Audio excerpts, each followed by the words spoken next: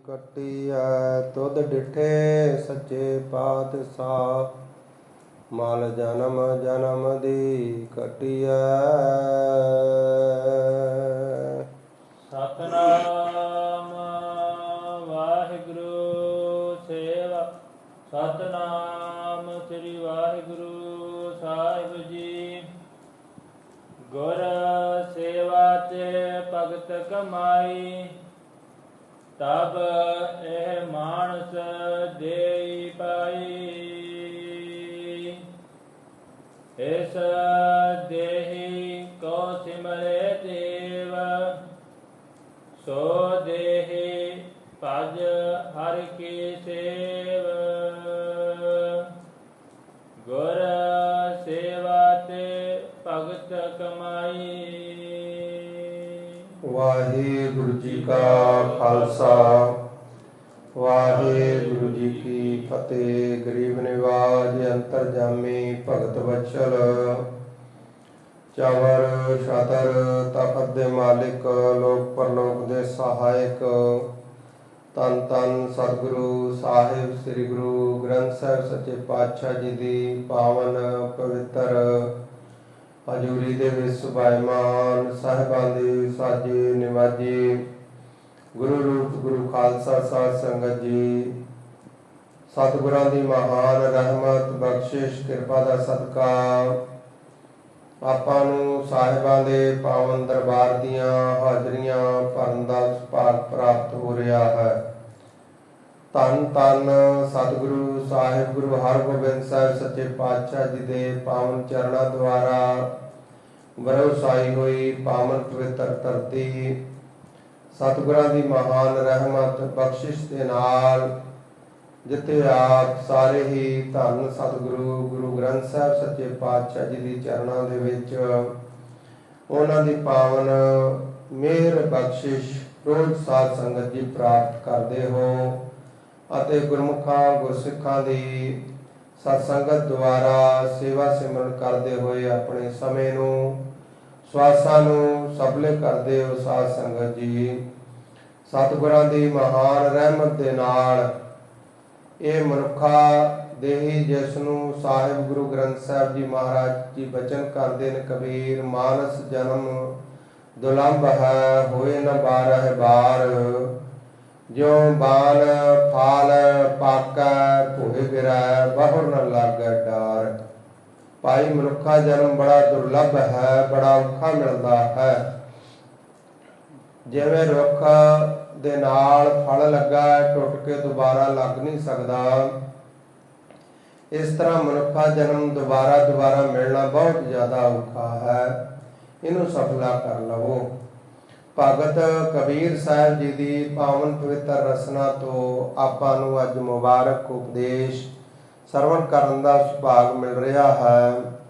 ਭੈਰੋ ਰਾਗ ਦੀ ਭਗਤ ਬਾਣੀ ਦੇ ਵਿੱਚ ਜੋ ਸਤਿਗੁਰਾਂ ਦਾ ਉਪਦੇਸ਼ ਹੈ, ਪਾਵਨ ਪਵਿੱਤਰ ਅਸਥਾਨ ਦੇ ਉੱਤੇ ਸਤਿਗੁਰਾਂ ਦੀ ਬਖਸ਼ਿਸ਼ ਦੇ ਨਾਲ ਲੜੀਵਾਰ ਕਥਾ ਚੱਲਦੀ ਹੈ। ਇਹ ਕਿਸੇ ਨਗਰ ਦੇ ਵਿੱਚ ਬਖਸ਼ਾਂ ਤੇ ਰਹਿਮਤਾਂ ਨੇ।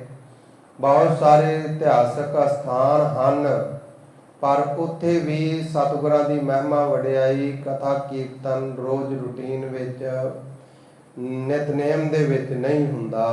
ਇਹ ਸਾਡੀਆਂ ਕਮਜ਼ੋਰੀਆਂ ਹਨ। ਸਾਧ ਸੰਗਤ ਜੀ ਸਤਿਗੁਰੂ ਕਿਰਪਾ ਕਰਨ। ਇੱਥੇ ਭਾਈ ਸਾਹਿਬ ਜੀ, ਭਾਈ ਅਨੂਪ ਸਿੰਘ ਜੀ, ਜਿਨ੍ਹਾਂ ਨੂੰ ਆਪਾਂ ਪਿਆਰ ਦੇ ਨਾਲ ਵੀਰ ਜੀ ਕਰਕੇ ਕਹਿੰਦੇ ਆ, ਤੇ ਉਹਨਾਂ ਦੇ ਸੁਚੱਜੇ ਪ੍ਰਬੰਧ ਦੁਆਰਾ ਅਤੇ ਗੁਰਮੁਖ ਪਿਆਰੇ ਜੋ ਨਾਲ ਦੇ ਸਿੰਘ ਨੇ, ਬੜੇ ਭਾਵਨਾ ਨਾਲ ਸਾਰੇ ਹੀ ਸੇਵਾ ਕਰਨ ਵਾਲੇ ਨੇ ਆਪ ਜੀ ਸਤਸੰਗੀ, ਜਿਨ੍ਹਾਂ ਨੇ ਇੱਥੇ ਅਧਿਆਤਮਿਕ ਸਤਿਗੁਰਾਂ ਦੇ ਪਾਵਨ ਉਪਦੇਸ਼ ਵਾਸਤੇ ਕਥਾ ਕੀਰਤਨ ਸੰਥਿਆ ਦਾ ਪ੍ਰਬੰਧ ਹੈ। ਉੱਥੇ ਨਾਲ ਹੀ ਦੁਨਿਆਵੀ ਵਿਦਿਆ ਦੇ ਵਾਸਤੇ ਵੀ ਮਹਾਨ ਸੋਹਣੇ ਸੁੰਦਰ ਸਕੂਲ ਆਪ ਜੀ ਦੇ ਨਗਰ ਦੇ ਵਿੱਚ ਚੱਲ ਰਹੇ ਨੇ, ਤੇ ਲਗਭਗ ਪੂਰੀ ਦੁਨੀਆ ਦੇ ਵਿੱਚ ਹੀ ਆਪ ਜੀ ਦੇ ਨਗਰ ਨੂੰ ਨਵਾਬਗੰਜ ਨੂੰ ਜਾਣਿਆ ਜਾਂਦਾ ਹੈ। ਸਤਿਗੁਰਾਂ ਦੀ ਬਖਸ਼ਿਸ਼ ਹੈ ਪਿਆਰਿਓ, ਨਿਤ ਹੀ ਸਤਸੰਗਤ ਕਰ ਲਿਆ ਕਰੋ। ਪਤਾ ਨਹੀਂ ਕਿਹੜੇ ਵੇਲੇ ਕਦੋਂ ਕਿਹੋ ਜਿਹੇ ਸਮੇਂ ਆ ਜਾਣੇ ਆ। ਇਹ ਸਰੀਰ ਬੜਾ ਅਮੋਲਕ ਹੈ। ਇਸੇ ਵਾਸਤੇ ਭਗਤ ਕਬੀਰ ਸਾਹਿਬ ਜੀ ਦੇ ਚਰਨਾਂ ਦੇ ਵਿੱਚ ਬੇਨਤੀ ਕੀਤੀ, ਸੰਗੀਆਂ ਨੇ ਮਹਾਰਾਜ ਕਿਰਪਾ ਕਰੋ, ਇਹ ਦੇਹੀ ਕਿੰਨੀ ਕੁ ਨਿਰਮੋਲਕ ਹੈ, ਕਿੰਨੀ ਕੁ ਉੱਤਮ ਹੈ, ਕਿਰਪਾ ਕਰਕੇ ਦੱਸੋ। ਤਾਂ ਉਸ ਸਮੇਂ ਭਗਤ ਕਬੀਰ ਸਾਹਿਬ ਜੀ ਮੇਰਾ ਕਰ ਰਹੇ ਨੇ, ਜਿਸ ਤਰ੍ਹਾਂ ਸਤਿਗੁਰਾਂ ਨੇ ਰਹਿਰਾਸ ਸਾਹਿਬ ਦੇ ਵਿੱਚ ਜਿਹੜਾ ਬਚਨ ਕੀਤਾ ਹੈ ਨਾ, ਭਈ ਪ੍ਰਾਪਤ ਮਾਨੁਖ ਦੇਹੁਰੀਆ, ਗੋਬਿੰਦ ਮਿਲਨ ਕੀ ਇਹ ਤੇਰੀ ਬਰੀਆ, ਕਿ ਵਾਹਿਗੁਰੂ ਨੂੰ ਮਿਲਣ ਦੀ ਵਾਰੀ ਹੋ, ਜਿਹਨੂੰ ਅੱਜ ਕੱਲ੍ਹ ਅੰਗਰੇਜ਼ੀ ਵਿੱਚ ਕਹਿ ਦਿੱਤਾ ਜਾਂਦਾ ਹੈ ਗੋਲਡਨ ਚਾਂਸ। ਆਪਾਂ ਆਮ ਕਹਿ ਦਿੰਦੇ ਸੁਨਹਿਰੀ ਮੌਕਾ, ਤੇਰੇ ਕੋਲ ਸੁਨਹਿਰੀ ਮੌਕਾ ਹੀ ਹੋਣੇ, ਸਭ ਤੋਂ ਵਧੀਆ ਜਿਹੜਾ ਸਮਾਂ ਹੈ। ਭਗਤ ਕਬੀਰ ਸਾਹਿਬ ਜੀ ਵੀ ਇਹ ਸਰੀਰ ਦੀ ਉੱਤਮਤਾ, ਫਿਰ ਇਸ ਸਰੀਰ ਦੇ ਬਾਰੇ ਜੋ ਸਾਨੂੰ ਦੱਸਦੇ ਆ, ਅਖੀਰ ਦੇ ਵਿੱਚ ਫਿਰ ਇਹ ਵੀ ਕਹਿ ਦੇਣਗੇ ਭਾਈ ਤੈਨੂੰ ਅਸੀਂ ਸਮਝਾ ਦਿੱਤਾ ਹੈ, ਤੇਰੀ ਮਰਜ਼ੀ ਹੈ ਤੂੰ ਸਮਝਣਾ ਕਿ ਨਹੀਂ ਸਮਝਣਾ। ਇਹ ਗੁਰਮੁਖਾਂ ਦਾ ਸੁਭਾਅ ਹੁੰਦਾ ਹੈ। ਭਾਈ ਗੁਰਮੁਖ ਬਣਨ ਵਾਸਤੇ 4 ਗੁਣ ਜ਼ਰੂਰੀ ਹੈ, ਕਰੁਣਾ, ਮੈਤਰੀ, ਮੁਦਤਾ ਤੇ ਉਪੇਖਿਆ।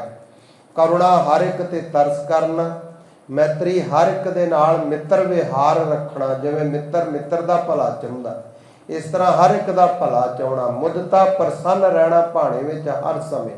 ਉਪੇਖਿਆ ਬੇਪਰਵਾਹੀ। ਸਮਝਾ ਦਿੱਤਾ ਹੈ ਠੀਕ ਹੈ, ਜੇ ਕੋਈ ਸਮਝ ਜੇਗਾ ਤੇ ਉਹਦੇ ਕਰਮ ਨਹੀਂ ਤੇ ਨਾ ਸਹੀ। ਇਹ ਨਹੀਂ ਕਿ ਠੇਕਾ ਹੀ ਲਿਆ ਪਿੱਛੇ ਖਿੱਚ ਕੇ ਪਈ ਜਾਣਾ, ਇਹ ਕਿੰਨੀ ਵਾਰ ਸਮਝਾਇਆ ਤੂੰ ਸਮਝਦਾ ਕਿਉਂ ਨਹੀਂ। ਐਸਾ ਸੁਭਾਅ ਨਹੀਂ ਉਹਨਾਂ ਦਾ ਹੁੰਦਾ। ਇੱਕ ਅੱਧੀ ਵਾਰ ਉਹਨਾਂ ਸਮਝਾ ਦੇਣਾ ਹੈ, ਫਿਰ ਉਹਨਾਂ ਕੋਈ ਖਿਆਲ ਹੀ ਨਹੀਂ ਦੇਣਾ, ਕੋਈ ਉਹਦੇ ਵੱਲ ਧਿਆਨ ਹੀ ਨਹੀਂ ਦੇਣਾ ਕਿ ਇਹ ਕੀ ਕਰਦਾ ਕੀ ਨਹੀਂ। ਭਗਤ ਕਬੀਰ ਸਾਹਿਬ ਜੀ ਕਹਿੰਦੇ ਤੈਨੂੰ ਸਮਝਾ ਦਿੱਤਾ ਕਿ ਤੇਰੀ ਮਰਜ਼ੀ ਹੈ। ਜਿਵੇਂ ਕਿਰਪਾ ਕਰ ਰਹੇ ਨੇ ਧੰਨ ਸਾਹਿਬ ਗੁਰੂ ਗ੍ਰੰਥ ਸਾਹਿਬ ਜੀ। ਆਓ ਸ਼ਰਧਾ ਭਾਵਨਾ ਨਾਲ ਸਾਰੇ ਸਰਵਣ ਕਰੀਏ, ਸਾਰੇ ਪਿਆਰ ਨਾਲ ਗੱਜ ਕੇ ਬੁਲਾਓ ਸਤਨਾਮ ਸ੍ਰੀ ਵਾਹਿਗੁਰੂ ਸਾਹਿਬ ਜੀ। ਸਤਨਾਮ ਵਾਹਿਗੁਰੂ ਸਾਹਿਬ ਜੀ। ਗੁਰ ਸੇਵਾ ਤੇ ਭਗਤ ਕਮਾਈ। ਭਗਤ ਕਬੀਰ ਸਾਹਿਬ ਜੀ ਕਹਿੰਦੇ ਜਦੋਂ ਇਹ ਮਨੁੱਖ ਇਨਸਾਨ ਮਨੁੱਖਾ ਜਨਮ ਧਾਰਨ ਕਰਦਾ, ਇਹਨੂੰ ਰੂਹ ਨੂੰ ਇਨਸਾਨੀ ਜਾਮਾ ਮਿਲਦਾ ਹੈ, ਉਸ ਮਨੁੱਖਾ ਜਨਮ ਦੀ ਵਡਿਆਈ ਇਹੋ ਹੀ ਹੈ ਕਿ ਗੁਰੂ ਦੀ ਸੇਵਾ ਕਰੇ ਤੇ ਭਗਤ ਕਮਾਈ, ਪ੍ਰੇਮਾ ਭਗਤੀ ਦੀ ਕਮਾਈ ਕਰੇ। ਜਿਵੇਂ ਪਿਆਰੇ ਹੁਣ ਰੋਜ਼ ਸਵੇਰੇ ਸ਼ਾਮ ਸਤਨਾਮ ਵਾਹਿਗੁਰੂ ਦਾ ਜਾਪ ਕਰਦੇ, ਫਿਰ ਸੇਵਾ ਵੀ ਕਰਦੇ ਆ, ਸਿਰ ਤੇ ਟੋਕਰੀ ਤੇ ਮੁਖੋਂ ਸਤਨਾਮ ਵਾਹਿਗੁਰੂ। ਇਹ ਸਾਨੂੰ ਗਿਆਨ ਕਿੱਥੋਂ ਮਿਲਦਾ? ਧੰਨ ਗੁਰੂ ਨਾਨਕ ਦੇਵ ਜੀ ਦੇ ਦਰ ਘਰ ਦੇ ਵਿੱਚੋਂ, ਗੁਰੂ ਕੀ ਬਾਣੀ ਵਿੱਚੋਂ। ਗੁਰੂ ਕੀ ਬਾਣੀ ਦੀ ਸੰਥਿਆ ਕਰਨੀ, ਕਥਾ ਕੀਰਤਨ ਸੁਣਨਾ। ਇਹ ਮਨੁੱਖਾ ਜਨਮ ਦੇ ਵਿੱਚ ਇਸ ਤਰ੍ਹਾਂ ਜਿਵੇਂ ਗਹਿਣਾ ਹੁੰਦਾ, ਸੋਨੇ ਦਾ ਗਹਿਣਾ ਤੇ ਹੈਗਾ, ਗਹਿਣਾ ਹੀ ਹੈ ਗੁਰਮੁਖੋ। ਹੁਣ ਸੋਨੇ ਦਾ ਗਹਿਣਾ ਬਹੁਤ ਸੁੰਦਰ ਹੈ, ਪਰ ਜੇ ਉਹਦੇ ਵਿੱਚ ਮੋਤੀ ਜੜੇ ਹੋਣ, ਹੀਰੇ ਲਾਏ ਹੋਣ, ਫਿਰ ਉਹ ਬੇਕੀਮਤਾ ਬਣ ਜਾਂਦਾ। ਇਸੇ ਤਰ੍ਹਾਂ ਜਿਹੜੀ ਗੁਰੂ ਦੀ ਸੰਗਤ ਹੈ, ਕਥਾ ਕੀਰਤਨ ਸੁਣਨਾ ਹੈ, ਗੁਰੂ ਦੇ ਦਰਬਾਰ 'ਚ ਹਾਜ਼ਰੀ ਭਰਨੀ ਹੈ, ਸੋਨੇ ਦਾ ਗਹਿਣਾ ਹੈ, ਅਤ ਉੱਤਮ ਹੈ। ਪਰ ਇਹਦੇ ਨਾਲ ਜੇ ਗੁਰੂ ਸਾਹਿਬ ਜੀ ਦੇ ਦਰ ਘਰ ਦੀ ਜਿਵੇਂ ਟੋਕਰੀ ਦੀ ਸੇਵਾ ਹੈ, ਹੋਰ ਵੀ ਸੇਵਾ ਕੀਤੀ ਜਾਵੇ, ਸਤਨਾਮ ਵਾਹਿਗੁਰੂ ਦਾ ਜਾਪ ਕੀਤਾ ਜਾਵੇ, ਹੀਰੇ ਜੜਨਾ ਹੈ। ਪਰ ਇਹ ਮੋਤੀ ਹੀਰੇ ਤਾਂ ਹੀ ਜੜੇ ਜਾਣਗੇ ਜੇ ਗੁਰਮੁਖੋ ਆਪਾਂ ਸਤਸੰਗਤ ਕਰਾਂਗੇ, ਗੁਰੂ ਵਾਲੇ ਬਣਾਂਗੇ। ਮਹਾਰਾਜ ਜੀ ਕਹਿੰਦੇ ਭਾਈ ਇਹ ਸੇਵਾ ਦੀ ਸਫਲਤਾ ਤਾਂ ਹੀ ਹੈ, ਇਹ ਗੁਰੂ ਦੀ ਸੇਵਾ ਕਰਨੀ ਤੇ ਪ੍ਰੇਮਾ ਭਗਤੀ ਕਰਨੀ ਜੋ ਹੈ। ਤਬ ਇਹ ਮਾਨਸ ਦੇਹੀ ਪਾਈ। ਤਦੋਂ ਇਹ ਮਨੁੱਖਾ ਦੇਹੀ ਪਾਈ ਹੋਈ ਸਫਲੀ ਹੈ। ਕਈ ਵੀਰ ਇਹਦੇ ਅਰਥ ਕਰ ਦੇਣਗੇ ਕਿ ਜੇ ਕਿਤੇ ਪਸ਼ੂਆਂ ਦੀ ਜੂਨ ਵਿੱਚ, ਪੰਛੀਆਂ ਦੀ ਜੂਨ ਵਿੱਚ ਗੁਰੂ ਦੀ ਸੇਵਾ ਕਰੇ, ਭਗਤੀ ਕਰੇ ਤੇ ਤਦੋਂ ਮਨੁੱਖਾ ਜਨਮ ਮਿਲਦਾ। ਨਹੀਂ ਭਾਈ, ਇਹ ਅਰਥ ਵਲ ਕੇ ਕਰ ਰਹੇ ਨੇ, ਸਹੀ ਨਹੀਂ ਹਨ। ਤਦੋਂ ਇਹ ਮਨੁੱਖਾ ਦੇਹੀ ਪਾਈ ਸਫਲੀ ਹੈ। ਹੁਣ ਗੁਰਮੁਖੋ ਸੰਸਾਰ ਦੇ ਵਿੱਚ ਜਨਮ ਲਿਆ, ਵੱਡੇ ਹੋ ਗਏ, ਸਕੂਲਾਂ ਵਿੱਚ ਜਿਵੇਂ ਬੱਚੇ ਪੜ੍ਹਦੇ ਪੜ੍ਹ ਲਿਆ, ਵਿਆਹ ਕਰਾ ਲਿਆ, ਨਿਆਣੇ ਜੰਮ ਲਏ, ਕੰਮਕਾਰ ਕਰੀ ਗਏ, ਉਹਨਾਂ ਨੂੰ ਪਾਲ ਕੇ ਵਿਆਹ ਦਿੱਤਾ, ਮਰ ਗਏ। ਇਹ ਕੋਈ ਮਨੁੱਖਾ ਜਨਮ ਵਾਲਾ ਕੰਮ ਹੈ? ਪਸ਼ੂ ਪੰਛੀ ਵੀ ਇਹੋ ਕੋ ਕਰਦੇ। ਪੰਛੀਆਂ ਦਾ, ਪਸ਼ੂਆਂ ਦਾ ਜਨਮ ਹੁੰਦਾ, ਥੋੜੇ ਵੱਡੇ ਹੁੰਦੇ ਆ, ਉਹਨਾਂ ਨੂੰ ਵੀ ਖਾਣ ਪੀਣ ਨੂੰ ਸਭ ਕੁਝ ਮਿਲਦਾ ਹੈ, ਸਰੀਰਕ ਸੰਬੰਧ ਵੀ ਉਹ ਕਰਦੇ। ਉਹਨਾਂ ਦੇ ਨਿਆਣੇ ਵੀ ਪੈਦਾ ਹੁੰਦੇ ਆ ਤੇ ਉਹ ਵੀ ਇਸੇ ਤਰੀਕੇ ਨਾਲ ਆਪਣੇ ਬੱਚਿਆਂ ਨੂੰ ਬੜੇ ਪਿਆਰ ਨਾਲ ਪਾਲਦੇ ਆ। ਵੇਖੋ ਪੰਛੀਆਂ, ਕਾਂ ਨੂੰ ਆਪਾਂ ਮਾੜਾ ਕਹਿੰਦੇ ਆ, ਕਦੇ ਉਹਦੇ ਘੋਰਨੇ ਦੇ ਪਾਸ, ਘੋਂਸਲੇ ਦੇ ਕੋਲ, ਨੈਸਟ ਦੇ ਕੋਲ ਚਲੇ ਜਾਈਏ, ਉਹ ਸਿਰ 'ਚ ਠੁੰਗੇ ਮਾਰਦਾ, ਰੌਲਾ ਪਾ ਦਿੰਦਾ ਕਿ ਮੇਰੇ ਬੱਚਿਆਂ ਵੱਲ ਕਿਉਂ ਜਾਂਦਾ, ਤੇ ਉਹਨਾਂ ਨੂੰ ਸਿਖਾਉਂਦੇ ਵੀ ਹੈ ਸਭ ਕੁਛ। ਇੱਕ ਵਾਰੀ ਕਹਿੰਦੇ ਕਾਂ ਦੀ ਮਾਂ ਜਿਹੜੀ ਹੈ ਬੱਚੇ ਦੀ, ਉਹ ਕਹਿਣ ਲੱਗੀ, ਵੇਖ ਪੁੱਤ, ਜੇ ਕਿਤੇ ਕੋਈ ਬੰਦਾ ਆਉਂਦਾ ਹੋਵੇ ਨਾ, ਇਨਸਾਨ ਕੋਈ ਤੁਰਿਆ ਆਉਂਦਾ ਹੋਵੇ ਤੇ ਨੀਵਾਂ ਲੱਕ ਹੋ ਕੇ ਤੇ ਉਹ ਕੋਈ ਚੀਜ਼ ਚੁੱਕਣ ਲੱਗੇ ਤੇ ਪਹਿਲਾਂ ਹੀ ਉੱਡ ਜਣੀ ਤੇ ਉਹਨੇ ਮਾਰ ਦੇਣੇ ਕੁਛ ਮਾਰ ਕੇ। ਤੇ ਉਹ ਹੱਸ ਕੇ ਕਹਿੰਦਾ, ਮਾਂ ਜੇ ਕਿਤੇ ਪਹਿਲਾਂ ਹੀ ਬੁੱਕਲ 'ਚ ਲਗਾ ਕੇ ਤੁਰੀ ਆਵੇ ਤੇ ਫੇਰ ਆਂਦੀ ਤੂੰ ਨਹੀਂ ਮਾਰ ਖਾਨਾ। ਸਮਝਾਇਆ ਹੈ, ਚਲਾਕੀ ਹੈ, ਚਤਰਾਈ ਹੈ, ਸਭ ਕੁਛ ਉਹਨਾਂ ਨੂੰ ਆਉਂਦੀ ਹੈ। ਪੀੜ੍ਹੀ ਦਰ ਪੀੜ੍ਹੀ ਸਿਖਾਇਆ ਜਾਂਦਾ ਤਾਂ ਹੀ ਹੈ ਨਾ। ਆਹ ਹੁਣ ਸ਼ੇਰ ਦੇ ਆਕਾਰ ਨੂੰ ਆਪਾਂ ਵੇਖ ਲਈਏ, ਇੱਥੇ ਗੁਰੂ ਘਰ ਵੀ ਰੱਖੀਏ ਛੋਟੀ ਜੀ। ਆਮ ਹੀ ਗੁਰੂ ਘਰਾਂ ਦੇ ਵਿੱਚ ਉਹ ਕੱਪੜੇ ਜਿਹਦਾ ਬਣਾ ਕੇ ਸ਼ੇਰ ਦਾ ਰੱਖ ਦਿੰਦੇ, ਬੁੱਤ ਜਿਹਾ। ਹੁਣ ਇਸ ਨੂੰ ਤੁਸੀਂ ਗਲੀ ਵਿੱਚ ਖੜ ਕੇ ਲਿਜਾ ਕੇ ਰੱਖ ਦਿਓ, ਕੁੱਤਾ ਸੁੱਤਾ ਹੋਵੇ ਉਹਦੇ ਕੋਲ ਰੱਖ ਦਿਓ ਵੱਡਾ ਸਾਰਾ, ਤੇ ਕੁੱਤਾ ਜਦੋਂ ਕਿਤੇ ਇੱਕਦਮ ਉੱਠੇਗਾ, ਦੇਖੇਗਾ ਤੇ ਚੀਕਾਂ ਮਾਰਦਾ ਭੱਜ ਉੱਠੇਗਾ। ਹੁਣ ਤੁਹਾਡੇ ਨਵਾਬਗੰਜ ਵਿੱਚ ਕਦੀ ਸ਼ੇਰ ਆਇਆ? ਕਦੀ ਕੁੱਤਿਆਂ ਨੇ ਵੇਖਿਆ? ਕਿਸੇ ਨੇ ਦੱਸਿਆ ਉਹਨਾਂ ਨੂੰ ਕਿਹੋ ਜਿਹਾ ਸ਼ੇਰ ਹੁੰਦਾ? ਪਰ ਉਹਨੂੰ ਪੀੜ੍ਹੀ ਦਰ ਪੀੜ੍ਹੀ ਦੱਸਦੇ ਆ ਜਿਹੜੇ ਉਹਨਾਂ ਦੇ ਪਰਿਵਾਰ ਹੈ ਕਿ ਇਹੋ ਜਿਹੀ ਜਿਹੜੀ ਚੀਜ਼ ਆ ਉਹਦੇ ਕੋਲ ਬਚ ਕੇ ਰਹੀ, ਨਹੀਂ ਤੇ ਉਹਨੇ ਤੈਨੂੰ ਮਾਰ ਦੇਣੀ, ਖਾ ਜਾਣਾ। ਉਹਨਾਂ ਨੂੰ ਪਤਾ। ਮੇਰੇ ਕਹਿਣ ਤੋਂ ਭਾਵ ਇਹ ਹੈ ਕਿ ਹਰ ਨਸਲ ਦੇ ਵਿੱਚ, ਭਾਵੇਂ ਪਸ਼ੂ ਪੰਛੀ ਹੋਣ, ਉਹਨਾਂ ਨੂੰ ਗਿਆਨ ਦਿੱਤਾ ਜਾਂਦਾ। ਤੇ ਅਸੀਂ ਵੀ ਜੇ ਬੱਚਿਆਂ ਨੂੰ ਗਿਆਨ ਦੇ ਦਿੱਤਾ, ਪੜ੍ਹਾ ਦਿੱਤਾ, ਤੇ ਬਹੁਤ ਵੱਡੀ ਗੱਲ ਕਰਤੀ। ਗੁਰਮੁਖੋ, ਜੇ ਸਿਮਰਨ ਭਜਨ ਨਹੀਂ ਕਰਦਾ, ਜੇ ਗੁਰੂ ਦੀ ਸੇਵਾ ਨਹੀਂ ਕਰਦਾ, ਜੇ ਕਥਾ ਕੀਰਤਨ ਨਹੀਂ ਸੁਣਦਾ, ਸਾਹਿਬ ਗੁਰੂ ਗ੍ਰੰਥ ਸਾਹਿਬ ਸੱਚੇ ਪਾਤਸ਼ਾਹ ਜੀ ਕਹਿੰਦੇ ਨੇ, ਜੋ ਨਾ ਸੁਣਹਿ ਜਸ ਪਰਮਾਨੰਦਾ, ਪਸ ਪੰਖੀ ਤ੍ਰਿਗਦ ਜੋਨ ਤੇ ਮੰਦਾ। ਜੋ ਮਨੁੱਖਾ ਇਨਸਾਨੀ ਸਰੀਰ ਧਰ ਕੇ ਪ੍ਰਮਾਤਮਾ ਦੀ ਵਡਿਆਈ ਮਹਿਮਾ ਨਹੀਂ ਸੁਣਦਾ, ਉਹ ਪਸ਼ੂਆਂ ਪੰਛੀਆਂ ਤੇ ਤ੍ਰਿਗਦ ਜੋਨ। ਹੁਣ ਮੱਛਰ ਨੇ ਵਿਚਾਰੇ ਨੇ ਕੀ ਵਿਗਾੜਿਆ ਹੁੰਦਾ ਸਾਡਾ? ਛੇਤੀ ਤੇ ਡੰਗ ਮਾਰਿਆ ਨਹੀਂ ਹੁੰਦਾ। ਜੇ ਉਹ ਸਾਹਮਣੇ ਉੱਡ ਕੇ ਜਾਂਦਾ, ਆਪਾਂ ਛੇਤੀ ਨਾਲ ਯਤਨ ਕਰਦੇ ਹਾਂ, ਭਾਵੇਂ ਨਿਆਣਾ ਹੋਵੇ ਭਾਵੇਂ ਸਿਆਣਾ ਹੋਵੇ, ਕਿ ਇਹਨੂੰ ਮਾਰ ਦਈਏ ਦੋਵਾਂ ਹੱਥਾਂ ਵਿੱਚ ਲੈ ਕੇ। ਕੋਈ ਸੱਪ ਦੇਖਦੇ ਆ, ਉਹ ਡਰ ਕੇ ਸਾਡੇ ਤੋਂ ਭੱਜਿਆ ਜਾਂਦਾ ਹੈ, ਸਾਡਾ ਯਤਨ ਹੁੰਦਾ ਹੈ ਕਿ ਇਹਨੂੰ ਮਾਰ ਦਈਏ। ਤ੍ਰਿਗਦ ਜੋਨ, ਜਿਹਨੂੰ ਵੇਖ ਕੇ ਨਫ਼ਰਤ ਹੁੰਦੀ ਹੈ। ਗੰਦਗੀ ਦੇ ਕੀੜੇ। ਧੰਨ ਗੁਰੂ ਗ੍ਰੰਥ ਸਾਹਿਬ ਜੀ ਮਹਾਰਾਜ ਕਹਿੰਦੇ ਹਨ, ਜੇ ਸਿਮਰਨ ਨਹੀਂ ਕਰਦਾ, ਜੇ ਗੁਰੂ ਦੀ ਸੇਵਾ ਨਹੀਂ ਕਰਦਾ, ਜੇ ਤੂੰ ਭਗਤੀ ਨਹੀਂ ਕਰਦਾ, ਇਹਨਾਂ ਜੂਨਾਂ ਨਾਲੋਂ ਵੀ ਤੂੰ ਮਾੜਾ ਹੈ। ਪਸ ਪੰਖੀ ਤ੍ਰਿਗਦ ਜੋਨ ਤੇ ਮੰਦਾ, ਉਹਨਾਂ ਨਾਲੋਂ ਵੀ ਮਾੜਾ। ਇੱਥੇ ਵੀ ਉਹ ਸਿਧਾਂਤ ਲੈ ਕਰਕੇ ਪਹਿਲਾਂ ਇਸ ਪੰਕਤੀ ਨੂੰ, ਜਿਹੜੀ ਦੂਜੀ ਹੈ, ਤਬ ਇਹ ਮਾਨਸ ਦੇਹੀ ਪਾਈ, ਗੁਰ ਸੇਵਾ ਤੇ ਭਗਤ ਕਮਾਈ। ਪਹਿਲੀ ਪੰਕਤੀ ਦੂਸਰੀ ਪੰਕਤੀ ਦੇ ਨਾਲ ਜੋੜ ਕੇ ਦੂਜੇ ਨੰਬਰ ਤੇ, ਇਹਨੂੰ ਕਹਿੰਦੇ ਅਨਵੈ ਕਰਕੇ ਅਰਥ ਕਰਨੇ। ਇਸ ਤਰ੍ਹਾਂ ਕਰਾਂਗੇ ਫਿਰ ਗੁਰ ਸਿਧਾਂਤ ਦਾ ਪਤਾ ਲੱਗੇਗਾ ਕਿ ਭਾਈ ਮਨੁੱਖਾ ਦੇਹੀ ਸਫਲੀ ਤਾਂ ਹੀ ਹੈ, ਤਾਂ ਹੀ ਇਹ ਮਨੁੱਖਾ ਸਰੀਰ ਪਾਇਆ ਹੋਇਆ ਸਫਲ ਹੋਵੇਗਾ, ਬਖਸ਼ਾਂ ਮਿਲਣਗੀਆਂ ਤੈਨੂੰ ਜੇ ਗੁਰੂ ਸਾਹਿਬ ਜੀ ਦੀ ਸੇਵਾ ਕਰੇਗਾ ਤੇ ਪ੍ਰੇਮਾ ਭਗਤੀ ਉੱਠਦਾ ਬੈਠਦਾ ਨਾਮ ਜਪੇਗਾ। ਗੱਜ ਕੇ ਬੁਲਾਓ ਆਪ ਜੀ ਵੀ, ਸਤਿਨਾਮ ਵਾਹਿਗੁਰੂ, ਸਤਿਨਾਮ ਵਾਹਿਗੁਰੂ, ਸਤਿਨਾਮ ਵਾਹਿਗੁਰੂ, ਸਤਿਨਾਮ ਵਾਹਿਗੁਰੂ, ਸਤਿਨਾਮ ਵਾਹਿਗੁਰੂ, ਸਤਿਨਾਮ ਵਾਹਿਗੁਰੂ, ਸਤਿਨਾਮ ਵਾਹਿਗੁਰੂ, ਸਤਿਨਾਮ ਵਾਹਿਗੁਰੂ। ਸੋ ਇਸ ਤਰੀਕੇ ਨਾਲ ਸਤਿਗੁਰੂ ਜੀ ਕਹਿੰਦੇ, ਜੇ ਸੇਵਾ ਕਰੇਗਾ ਤੇ ਪ੍ਰੇਮਾ ਭਗਤੀ ਉੱਠਦਾ ਬੈਠਦਾ, ਤੁਰਦਾ ਫਿਰਦਾ, ਟੋਕਰੀ ਢੋਂਦਾ, ਘਰ ਦੇ ਵਿੱਚ ਵੀ ਡੰਗਰਾਂ ਨੂੰ ਪੱਠੇ ਪਾਉਂਦਾ, ਪੱਠੇ ਵੱਢਦਾ, ਖੇਤਾਂ ਦੇ ਵਿੱਚ ਜਾ ਕੇ ਜੇ ਪਾਣੀ ਲਾ ਰਿਹਾ ਹੈ, ਕੋਈ ਵੀ ਕੰਮਕਾਰ ਕਰ ਰਿਹਾ, ਕਿਰਸਾਨੀ ਦਾ ਨਾਮ ਜਪ, ਜੇ ਗੱਡੀ ਚਲਾ ਰਿਹਾ ਬਾਣੀ ਪੜ, ਨਾਮ ਜਪ, ਦੁਕਾਨ ਤੇ ਬੈਠਾ ਹੈ ਤੇ ਗਾਹਕ ਆ ਗਏ ਨੇ, ਚਲੇ ਗਏ ਨੇ, ਨਾਮ ਜਪ, ਬਾਣੀ ਪੜ। ਇਹ ਕਹਿੰਦੇ ਪ੍ਰੇਮਾ ਭਗਤੀ। ਲੋੜ ਹੈ ਤੇ ਗੱਲ ਕਰ ਲੈ, ਨਹੀਂ ਤੇ ਬਾਣੀ ਪੜੀ ਜਾਣੀ। ਤੇ ਅਸੀਂ ਕੀ ਕਰਦੇ ਹਾਂ? ਨਿਤਨੇਮ ਕਰ ਲਿਆ, ਬਾਕੀ ਸਾਰੀ ਦਿਹਾੜੀ ਫੋਨ ਤੇ। ਅੱਜ ਕੱਲ ਫੋਨ 'ਚ ਹੀ ਬੜਾ ਵੱਡਾ ਕਲਯੁਗ ਵੜਿਆ ਪਿਆ। ਠੀਕ ਹੈ, ਬਾਣੀ ਵੀ ਸੁਣ ਸਕਦੇ, ਵਿਰਲੇ ਸੁਣਦੇ ਆ, ਕਥਾ ਵਿਰਲੇ ਸੁਣਦੇ ਆ, ਪਰ ਉੱਥੇ ਸੁਣੀ ਦਾ ਬਹੁਤਾ ਅਸਰ ਨਹੀਂ ਹੋਣਾ। ਟੀਵੀ ਦੇ ਉੱਤੇ ਵੀ ਆਪਾਂ ਸੁਣਦੇ ਆ, ਸੁਣਨੀ ਚਾਹੀਦੀ ਹੈ ਸਵੇਰੇ। ਦਾਸ ਨੂੰ ਵੀ ਆਪ ਜੀ ਨੇ ਕਈ ਵਾਰ ਸੁਣਿਆ ਹੈ, ਲੰਮੇ ਸਮੇਂ ਤੋਂ ਆਪ ਜੀ ਪਿਆਰ ਕਰਦੇ ਹੋ, ਇੱਥੇ ਹਾਜ਼ਰੀਆਂ ਭਰਦਾ ਰਿਹਾ। ਹੁਣ ਵੀ ਕਾਫੀ ਦਿਨ ਹੋ ਗਏ ਸੀ ਇਲਾਕੇ ਵਿੱਚ ਆਏ ਉਹਨੂੰ, ਪੁਆਏ ਤੋਂ, ਮਹਿੰਗਾਪੁਰ ਤੋਂ, ਉੱਧਰ ਤੋਂ ਹੁੰਦਾ ਹੌਲੀ ਹੌਲੀ ਤੁਹਾਡੇ ਇਲਾਕੇ ਬਿਲਾਸਪੁਰ ਦੇ ਵਿੱਚ ਅੱਜ ਗੁਰਮੁਖਾਂ ਨੇ ਇੱਥੇ ਹਾਜ਼ਰੀ ਭਰਨ ਦਾ ਮੇਰਾ ਸੰਕਲਪ ਸੀ, ਤੇ ਉਹ ਕਹਿੰਦੇ ਤੂੰ ਕਰਕੇ ਆ ਅੱਜ ਸਵੇਰੇ। ਤੇ ਸ਼ਾਮ ਦਾ ਜਿਹੜਾ ਉਹ ਵਕਤ ਹੈ ਉਹ ਹੋਰ ਪਿੰਡ ਵਿੱਚ ਚੱਲਦਾ ਹੈ। ਅੱਜ ਸਵੇਰ ਦੀ ਕਥਾ ਨਹੀਂ ਸੀ, ਤਾਂ ਨਗਰ ਵਿੱਚ ਆਪ ਜੀ ਦੇ ਹਾਜ਼ਰੀ ਭਰਨ ਆਏ। ਪਿਆਰ ਕਰਦੇ ਹੋ। ਟੀਵੀ ਤੇ ਕਥਾ ਕਰਦਾ ਵੀ ਮੈਂ ਇਹ ਬੇਨਤੀ ਕਰਦਾ ਹੁੰਦਾ, ਗੁਰਮੁਖੋ ਆਪਣੇ ਪਿੰਡ ਵਾਲੇ, ਨਗਰ ਵਾਲੇ ਗੁਰੂ ਘਰ ਦੇ ਵਿੱਚ ਜਾਓ, ਉੱਥੇ ਤੁਹਾਡੀ ਸੁਰਤੀ ਬਿਰਤੀ ਬਹੁਤੀ ਜੁੜੇਗੀ। ਘਰ 'ਚ ਟੀਵੀ ਤੋਂ ਬਹਿ ਕੇ ਸੁਰਤੀਆਂ ਬਿਰਤੀਆਂ ਸਾਡੀਆਂ ਬਹੁਤੀਆਂ ਨਹੀਂ ਜੁੜਨੀਆਂ।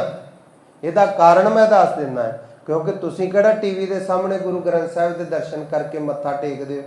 ਆ ਜਿਵੇਂ ਹੁਣ ਵੀਰ ਨੇ ਭੇਟਾ ਰੱਖੀ, ਕੋਈ ਰੱਖਦੇ ਜੇ ਘਰ 'ਚ? ਨਹੀਂ ਨਾ ਰੱਖਦੇ। ਕਿਤੇ ਗਿਆਨੀਆਂ ਰਾਗੀਆਂ ਉੱਥੇ ਸੁਣ ਕੇ ਆਪਾਂ ਕਿਹੜੇ ਕਿਹੜੇ ਵੱਡੇ ਰਾਗੀ ਹੁੰਦੇ ਗੁਰਮੁਖ, ਮਾਇਆ ਰੱਖਦੇ ਟੀਵੀ ਕੋਲ ਕੇ ਰਾਗੀਆਂ ਦੇ ਨਾਂ ਦੀ ਜਾਂ ਗਿਆਨੀਆਂ ਦੇ ਨਾਂ ਦੀ। ਤੁਹਾਨੂੰ ਇਹ ਭੈ ਨਹੀਂ ਹੁੰਦਾ ਕਿ ਗੁਰੂ ਗ੍ਰੰਥ ਸਾਹਿਬ ਜੀ ਸਾਹਮਣੇ, ਜੇ ਗੁਰੂ ਗ੍ਰੰਥ ਸਾਹਿਬ ਦਾ ਭੈ ਹੋਵੇ ਤੁਸੀਂ ਮੱਥਾ ਵੀ ਟੇਕੋ ਪਿਆਰ ਦੇ ਨਾਲ। ਜੇ ਮਾਇਆ ਨਹੀਂ ਵੀ ਰੱਖਣੀ ਤਾਂ ਵੀ ਪਿਆਰ ਦੇ ਨਾਲ ਮੱਥਾ ਤੇ ਟੇਕੋਗੇ ਨਾ, ਕਿ ਗੁਰੂ ਸਾਹਿਬ ਦੇ ਦਰਸ਼ਨ ਹੋਏ। ਇਹ ਭਾਵਨਾ ਹੀ ਨਹੀਂ ਬਣਦੀ ਸਾਡੀ। ਜਦੋਂ ਭਾਵਨਾ ਨਹੀਂ ਬਣੇਗੀ ਤੇ ਫਿਰ ਗੁਰਮੁਖੋ ਪ੍ਰੇਮ ਦੇ ਨਾਲ ਇਕਾਗਰ ਚਿੱਤ ਹੋ ਕੇ ਕਥਾ ਕਿੱਦਾਂ ਸੁਣ ਲਵਾਂਗੇ। ਉਹ ਘਰ ਦਰਬਾਰ ਹੀ ਰਹਿੰਦਾ, ਗੁਰੂ ਦਰਬਾਰ ਨਹੀਂ ਬਣਦਾ। ਗੁਰੂ ਦਰਬਾਰ ਇਹੋ ਹੀ ਹੈ, ਤੇ ਗੁਰੂ ਦਰਬਾਰ ਦੇ ਵਿੱਚ ਹਾਜ਼ਰੀਆਂ ਭਰੀਆਂ ਹੀ ਬਖਸ਼ਾਂ ਮਿਲਣੀਆਂ। ਇਸ ਵਾਸਤੇ ਗੁਰਮੁਖੋ ਸਤਿਗੁਰਾਂ ਦੇ ਦਰਬਾਰ ਦੇ ਵਿੱਚ ਆ ਕੇ ਹਾਜ਼ਰੀ ਭਰਿਆ ਕਰੋ। ਤੇ ਸਤਿਗੁਰੂ ਸਾਹਿਬ ਜੀ ਬਖਸ਼ਿਸ਼ ਕਰਕੇ ਕਹਿੰਦੇ ਨੇ, ਇਸ ਦੇਹੀ ਕਉ ਸਿਮਰੈ ਦੇਵ। ਇਹ ਜਿਹੜੀ ਦੇਹੀ ਹੈ ਨਾ ਮਨੁੱਖੀ, ਇਹਨੂੰ ਦੇਵਤੇ ਵੀ ਸਿਮਰਦੇ ਹਨ। ਧੰਨ ਸਤਿਗੁਰੂ ਗੁਰੂ ਤੇਗ ਬਹਾਦਰ ਸਾਹਿਬ ਸੱਚੇ ਪਾਤਸ਼ਾਹ ਜੀ ਆਨੰਦਪੁਰ ਸਾਹਿਬ ਜੀ ਦੇ ਵਿੱਚ ਐਵੇਂ ਸਰਾਵਾਂ ਬਣਾ ਰਹੇ ਨੇ। ਤੇ ਇੱਕ ਸਾਧੂ ਫਕੀਰ ਜਿਹੜਾ ਰੋਪੜ ਦਾ ਰਹਿਣ ਵਾਲਾ ਸੀ, ਤੇ ਉਹਦੇ ਚੇਲੇ, ਉਹਦੀ ਸੰਗਤ, ਉਹਦੇ ਸਤਸੰਗੀ ਜਿਹੜੇ ਗੜ੍ਹ ਸ਼ੰਕਲ ਵਾਲੀ ਸਾਈਡ ਰਹਿੰਦੇ ਸਨ। ਹੁਣ ਉਹ ਰੋਪੜ ਤੋਂ ਚੱਲਦਾ ਹੋਇਆ ਤੇ ਜਦੋਂ ਕੀਰਤਪੁਰ ਸਾਹਿਬ ਤੋਂ ਲੰਘ ਕੇ ਗਾਂ ਨੂੰ ਇਹ ਥੇ, ਜਿਸ ਨੂੰ ਮਾਖੋਵਾਲ ਪਹਿਲਾਂ ਕਿਹਾ ਜਾਂਦਾ ਸੀ, ਇੱਥੋਂ ਦੀ ਲੰਘਣ ਲੱਗਾ ਤੇ ਦੇਖ ਕੇ ਹੈਰਾਨ ਹੋ ਗਿਆ ਕਿ ਇਹ ਨਗਰ ਕੌਣ ਵਸਾਈ ਜਾਂਦਾ ਹੈ। ਪੁੱਛਿਆ, ਉਹ ਜਿਹੜੇ ਮਿਸਤਰੀ ਸਨ ਉਹ ਕਹਿਣ ਲੱਗੇ, ਸਾਹਿਬ ਗੁਰੂ ਹਰਗੋਬਿੰਦ ਸਾਹਿਬ ਸੱਚੇ ਪਾਤਸ਼ਾਹ ਜੀ ਦੇ ਛੋਟੇ ਸਾਹਿਬਜ਼ਾਦੇ ਗੁਰੂ ਨਾਨਕ ਦੇਵ ਜੀ ਮਹਾਰਾਜ ਸੱਚੇ ਪਾਤਸ਼ਾਹ ਜੀ ਦੀ ਗੁਰਤਾ ਦੀ ਗੱਦੀ ਦੇ 9ਵੇਂ ਵਾਰਸ ਗੁਰੂ ਨਾਨਕ ਦੇਵ ਜੀ ਸਰੂਪ ਸਾਹਿਬ ਗੁਰੂ ਤੇਗ ਬਹਾਦਰ ਸਾਹਿਬ ਸੱਚੇ ਪਾਤਸ਼ਾਹ ਜੀ ਹਨ। ਉਹ ਕਹਿਣ ਲੱਗਾ, ਮੈਂ ਤੇ ਸੁਣਿਆ ਬੜੇ ਵਿਰਾਗੀ ਤੇ ਤਿਆਗੀ, ਤੇ ਜਿਹੜਾ ਤਿਆਗੀ ਹੋਵੇ ਉਹਦਾ ਸ਼ਹਿਰ ਵਸਾਉਣ ਦਾ ਕੀ ਮਤਲਬ ਹੋਇਆ? ਫਿਰ ਇਹ ਕਮਰੇ ਬਣਾਉਣ ਦਾ ਕੀ ਫਾਇਦਾ? ਮੈਨੂੰ ਇੱਕ ਸਵਾਲ ਫੁਰ ਰਿਹਾ, ਸ਼ੰਕਾ।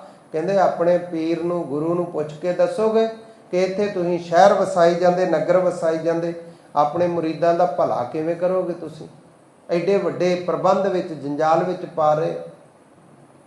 ਤੇ ਉਹ ਗਾਂ ਨੂੰ ਚਲੇ ਗਿਆ, ਕਹਿੰਦਾ ਮੈਂ ਗੜ੍ਹ ਸ਼ੰਕਰ ਤੋਂ ਮੁੜਦਾ ਆਵਾਂਗਾ, ਉਦੋਂ ਮੈਂ ਤੁਹਾਡੇ ਕੋਲੋਂ ਜਵਾਬ ਲਵਾਂਗਾ।